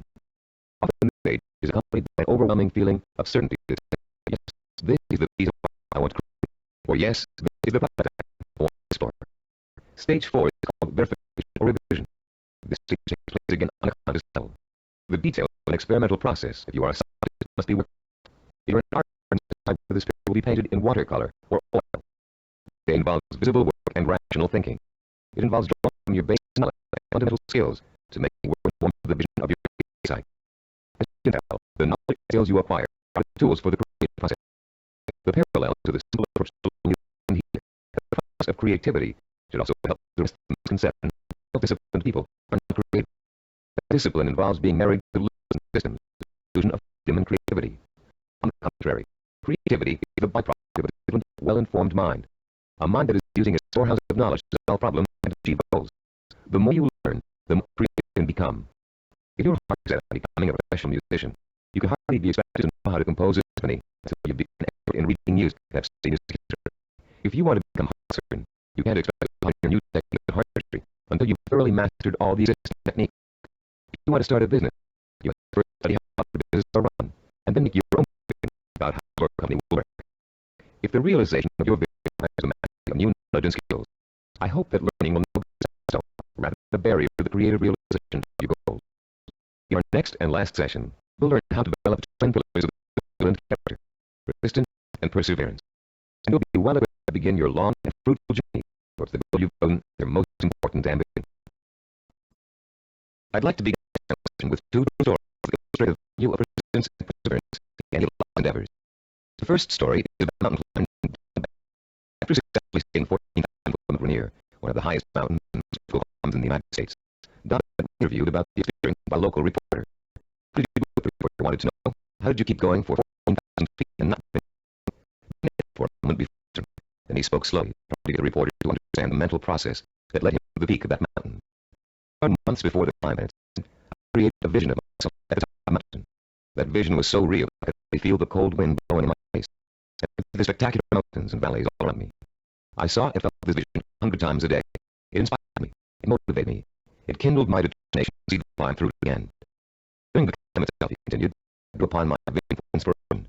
When the going got tough, I saw myself at the top of that mountain just as clear as could be. And then I reached my goal, and my vision became a reality. The reporter was impatient with his explanation. Yeah, he said, I've heard all that vision stuff before. But that doesn't explain how you did it. You're an amputee.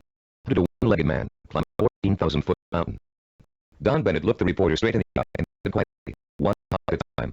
My vision became a reality, one hop at a time. Our truths take place in a few weeks of World War II. Don Cole was a seaman in Navy ship Indianapolis, which at the time was cruising the Philippine Sea. Suddenly, the ship was fired by Japanese torpedoes, and immediately it began to sink. McCall was asleep below the first torpedo hit. He instinctively grabbed his life jacket and made his way up to the deck as the ship began to roll over. As he launched himself into the churning sea, the ship had 300 men with her. Another 900 had been pitched into the water. I was in big trouble, McCall told the interviewer, and I always made up my mind that I would do whatever I had to do, no matter how painful, to survive. The first thing McCall did was to move away from the survivors alone. He knew about the dangers of nervous panic, especially a sharp attack, and he knew he stood a better chance if he stayed away from the other men. McCall also protected himself from exposure in the blazing sun by keeping a light over his head. He kept a hole so he could retreat underwater in case of a Japanese attack. And most important, he kept in mind that he had learned about the danger of drinking seawater, no matter how thirsty he got. For days, McCall watched men succumb to mass panic and hallucination. He watched them being torn apart by sharks, while he escaped attack by running perfectly still. He watched them drinking water and dying of dehydration, while he swallowed his own desire to drink. He watched them dying all around him, while he remained alive. 4 days later, a Navy patrol boat brought an exhausted 90-pound McCall out of the sea. He had survived 4 days without food and drink in the blistering sun in dark and infested waters. An incredible feat, It proved the power of self-discipline even in holding day. Like mountain climber John Bennett, McCall never lost sight of his vision, staying alive. He used all his knowledge and skill to make that vision come true. He resisted drinking seawater to get immediate application of his thirst, which would have him. And he found solutions to the problems of exposure to the sun and Japanese attack. Both Bennett and McCall used self-discipline to undergo terrible physical hardship and achieve seemingly unachievable goals. Your own goals versions of theirs, but the principle of it remains the same. Through vision, commitment, patience, and creative application of knowledge and skill, you can see your goal through to the end. But the ultimate key to your success is what this session is all about: persistence and perseverance. In this session, you're going to learn what persistence and perseverance are all about. You'll be taught how to develop both of these critical qualities through the application of 5 simple principles. You'll find out how to turn problems and setbacks in agonizing situations into positive learning experiences that will actually bring you closer to the realization of your goal.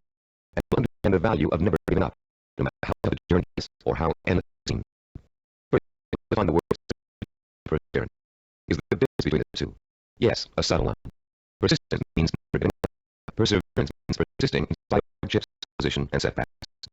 Mountain climber Bennett and Seaman McCall displayed both persistence and perseverance in their heroic effort to reach their goals. Bennett had to use his at least 30,000 times to get to the top of Mount Rainier. McCall had to stay calm and follow a plan while spending 4 days in congested waters without any food or drink. These men reached their goals because they had developed the qualities of persistence and perseverance. Now you are going to learn how to develop these qualities too. There are 5 crucial steps involved in learning how to develop into the kind of self-disciplined achiever who never quits and loses sight of his or her goal. Listen carefully while I outline each one. First step is to rekindle and refuel your vision and purpose every single day. Remind yourself of the rewards and benefits that await you when you successfully realize your goal. The emotion you draw from these constant reminders of why you're working so hard and giving up anything will sustain your power and perseverance. The second step is to really anchor the following attitude deep within your heart and mind. I can achieve anything I mind to. Nothing is impossible for me to achieve if I want it badly enough and willing to try for it. No matter how much hard work it takes, no matter how long it takes, no matter how difficult it is, I can and will achieve the goal. I will never forget that a journey of 1,000 miles begins with a single step. Step 3. Realize that obstacles are going to arise and are going to occur. Keep in mind that these difficulties are an opportunity to learn. Every obstacle that you overcome, every setback you bounce back from, strengthens your character and makes you smarter and stronger. Whatever you do, or ignore problems, they never go away by themselves. Meeting challenges fully and solving problems creatively is at the heart of self-discipline, at the heart of achievement. As Franklin said, those things that hurt instruct. In your it means that it's time to increase your knowledge and look for creative solutions. This is the 4th step in developing persistence and perseverance. Keep doing wrong things for the right reasons, and now is the time to find out. Start taking 15 different steps to your situation. But whatever you do, don't quit. Most people quit and don't work out as they planned, or realize how much hard work they're going to have to do. Remember, a failure is someone who has not learned from his mistakes. Step 5. Turn your work into fun. Make what you have to do into something you want to do. Working towards a lifelong goal shouldn't feel like a sacrifice, because that goal is worth more than anything in the world. If you follow these 5 steps faithfully, the long road to success will turn into an exciting journey of knowledge, discovery, challenge, reward. And for as you're making progress, even hard work and differences will on your purpose. The real problem arises when a major setback occurs, especially if unforeseen. A seemingly insurmountable obstacle is often enough to make the most determined achiever decide that the fight is worth it.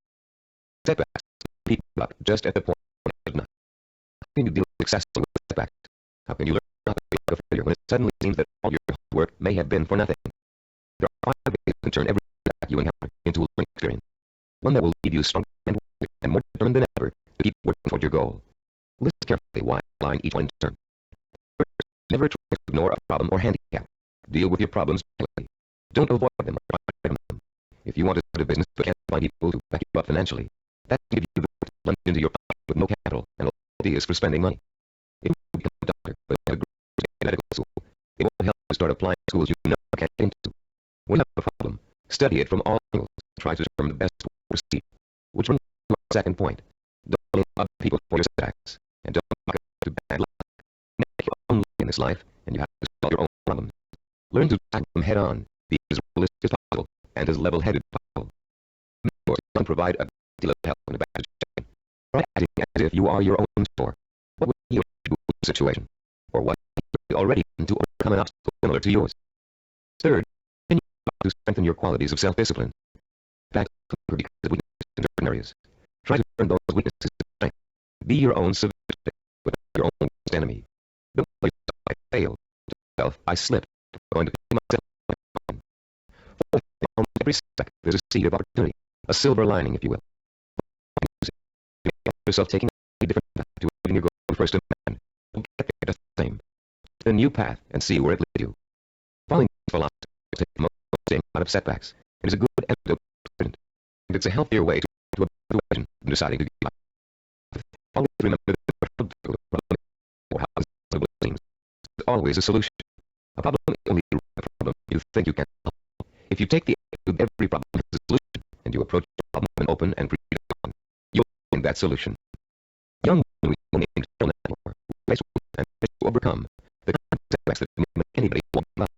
Her story is so inspiring that it will do in possession with her example of what it's like to be a leader who never quits no matter what.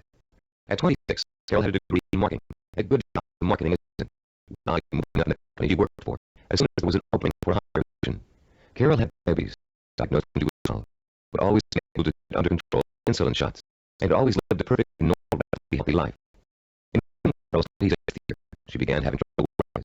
Doctors told her that her diabetes was causing her to lose her eyesight. At first, Carol refused to believe it, but when she began having trouble driving, she realized the doctors were right, and you had to reevaluate her job and purpose to deal with the problem of a prone blindness. But before Carol could come up with a solution to the problem, her kidneys also began to fail. Already, she needed a kidney transplant, which was unsuccessfully when she turned 27. Things seemed to be going on with an episode of insulin that Carol paralyzed from the waist down. Carol was willing to quit then and there. At that point, I just wanted to sleep and never wake up. The first time I realized I couldn't go on this way. I only had one choice, and that was to get my back. Slowly, Carol regained her strength, learning to walk again with the aid of physical therapy. She rewarded herself for pride by making a trip across the country alone with her parents. Friends from taking, but proved Carol could still make it on her own. Kate is attending college, degree in rehabilitation. She has decided to spend the rest of her life helping people face over problems like hers. She's blind and still walks with a cane, but it has not stopped her from pursuing a goal many people find difficult to achieve. The key to reaching a goal is to develop a strength of character that makes you refuse to give up. No matter how bad things look, the most amazing thing about persistent and perseverance is that they make it almost impossible for you not to succeed in your purpose. In this section, you will learn the importance of not being a quitter, of learning from your mistakes, and of keeping an open mind when it comes to create solutions to problems you think are unsolvable. In the next section, we're going to review everything you've learned in the Neuropsychology self-discipline program and give you some tips for developing the lifelong habit of self-discipline. We're now coming to the end of the Neuropsychology discipline, and now is a good time to review what you've learned and overcome. It's also a good time to start thinking about how you're going to make and develop your self-discipline character for the rest of your life, because the process of becoming mature never really ends. In the years to come, you'll find yourself making trial and error, from accomplishment, from setback, from disappointment, from reward, from the feeling of satisfaction you get when a job is done. The more you achieve, the more you'll learn one of the greatest secrets of achievement. Success breeds success. Every small step you take on the road to your goal will make it easy to take next step. And once you've achieved your goal, you'll probably find that there's another goal you want to achieve. Along the way, you'll light in the process of watching making friends in your methods and strategies as you strive toward your ultimate goal and the hundreds of goals you will successfully reach on the way. Let's talk about the milestones already passed. In session 1, some time ago, you covered them to your highest potential. We define discipline as the ability to work systematically and progressively toward a goal, to become positive obsessed with that goal, and to let that obsession lead you to accomplishment. We talked about the problem caused by lack of self-discipline. We learned about the potential, the difference from job to job, from relationship, of the person who has no real sense of purpose, and the approach to life in general. We also talked about the problem of wanting immediate gratification, and how that always leads to failure, because it means receiving pay for hard work. There's no other way to be successful except through hard work. The word save for wouldn't bother you. All accomplishment would be just like something you might want to buy. And just as you will save for items you really want to buy, come your budget and making financial sacrifices, you should also be willing to make sacrifices in order to reach your goal. You may have to give up time, recreational activities, other priorities in life, but it's difficult to do because reaching your goal will become a more important source of. In section 2, we're introduced with 10 characteristics of a self-disciplined achiever. These characteristics serve as a model against which you can compare your own strengths and weaknesses. Let's review them quickly now. Refresh your memory and see how far you've come in absorbing the principles of the program. Self-disciplined achievers have a strong sense of purpose. They have a direction which they have chosen to dedicate their life. This gives them meaning in their life, a reason to exist. Second, the self-disciplined positive role model, called mentors, to teach them how to best approach their goal and overcome setbacks and obstacles along the way. Third, self-disciplined use sense images to provoke the kind of movement that keep them working toward their goal for as long as to achieve it. Fourth, those possessing an iron will allow them to fulfill their vision rather than fear and failure. They have a positive attitude to themselves and their goal, and refuse to let setbacks get them down. The self-disciplined achiever has deep-rooted belief in his or her ability to be. This attitude is nurtured by their study of mentors and the realization the only thing that stands between themselves and their goals is hard work and discipline. Self-disciplined achievers have the ability to plan and organize. They know that a goal can never successfully be reached in a haphazard way. They understand that they must map out a blueprint for success if they are ever to realize their high ambitions. 7. They know how and when to acquire the essential knowledge and skills they need to achieve their goals. It comes from the planning and organization work they did earlier. 8. Self-disciplined achievers are patient. They understand and its importance in reaching a goal. Time does not frighten them. 9. People who achieve their goals do through persistence and perseverance. They are stubborn to achieve, and they never give up. Self-disciplined achievers have a mature attitude toward pleasure. Rather than seeking any diversion that will never make them feel better, they take the most pleasure in doing work that will help them achieve their goal. How many of these characteristics did you remember? We suggest you put them over and over again until you can recall every one of them without prompting. Making these qualities part of your own personality is what discipline is all about. And the more you live them, the more you think about them, the more they will become part of your own life. In the we delve deeply into the scientific basis for this program. You learn how to as is developed a kind of constant internal motivation that keeps you on course through problems and setbacks, through temporary boredom or fatigue, through periods or discouragement. And why other motivational programs fail to give you the sustenance you need to pursue your goal for weeks, months, or years. You learn about Dr. Copper's reaction to images and the crucial role in motivating people to be successful. Dr. Copper's story of the power of sensory images to provoke the drive of emotion, the creation of this unique program possible. In session 4, the power of purpose. Here you learn to focus a mild laser beam on what you want to accomplish. You learn how your macro or major purpose really could be broken down into macro or minor elements. For example, well-known achievers tackled major goals by turning them into step-by-step plans for success that could do one at a time. In the you participated in a fascinating exercise that you pinpoint perhaps for the first time what the most important goal of life is. Then use the goal to create a purpose that would stand as a beacon in your quest for achievement. About mentors and role models. You learned about the process of modeling, the basics of modeling. You learned about how models are both a blueprint and an inspiration for our own and our own growth. You learned how models help shorten the trial and error process we must all go through for an accomplishment. You also learned how to choose a role model and how to turn that model into an inspirational but not awe-inspiring figure. You learned the value of realizing that your role model has all weaknesses just as you do, but has succeeded in spite of them.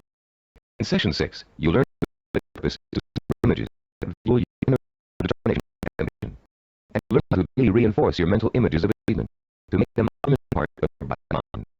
In 7, you were introduced to visual planning. This applies to any endeavor from making a movie to making a run for the presidency. This is similar by breaking them what you want to accomplish into logical building blocks. It helps keep track of your achievements over a long period of time, and it rewards yourself for work well done. In the same time, you learned to become a storyteller. The story was your own success. Used your rich powers of imagination and your best verbal skills to detail the steps you took to accomplish your most important goal. In that age, you learned about your attitude toward time. You learned how to patience, how they oppose the kind of quick mentality that leads to satisfaction with life, and how they use single-minded hard work to experience time quickening, a sensation that time is passing much more rapidly than it really is. You also learned about the problem of procrastination, its subtle consequences, and the ways in which you can overcome them. You learned why it is the still most important cause of failure. Why it's so important for you to develop a do-it-now attitude before you try to do anything else. In session 9, you learned how to plan to acquire the assets you need or to achieve your goals. You were introduced to the concept of learning, a powerful system that enables you to master no matter how difficult or complex. You also learned that knowledge is the building block of creativity. You were introduced to a four-step process that lets you create all your knowledge for the kind of action you want your goal. And learn that your belief in your ability to learn is 90% of the learning process. Finally, in Session 10, you learn how the powers of persistence and perseverance. The critical characteristics will see you through to the successful completion of your vision and purpose, no matter how long it takes to fulfill the goal. You will hear stories about people who persevered and achieved their goals through extreme hardship and even physical danger. And now, as we come to the conclusion of the program, I'd like to point out that perfectionism is a never-ending process. The moment when you wake up in the morning and say, "I'm self-disciplined now. There's nothing more I need to do to build strength of character and determination of will." Self-discipline is a lifetime commitment. This isn't you to the habits of discipline in a really short period of time. It simply means that you must always be vigilant about how you are approaching your goals and what your purpose in life really is. Also, to track and something feels comfortable isn't what you really set out to achieve. Every small victory will become a cause for celebration, and renew your faith in your own ability to achieve whatever it is you want in life. As you achieve it, you will find yourself becoming the kind of person you always been. The kind of person who pursue a goal so single-mindedly, so stubbornly, and so patiently, that he or she could not help but achieve it. I'm Richard Geller, and you are joining me in this program.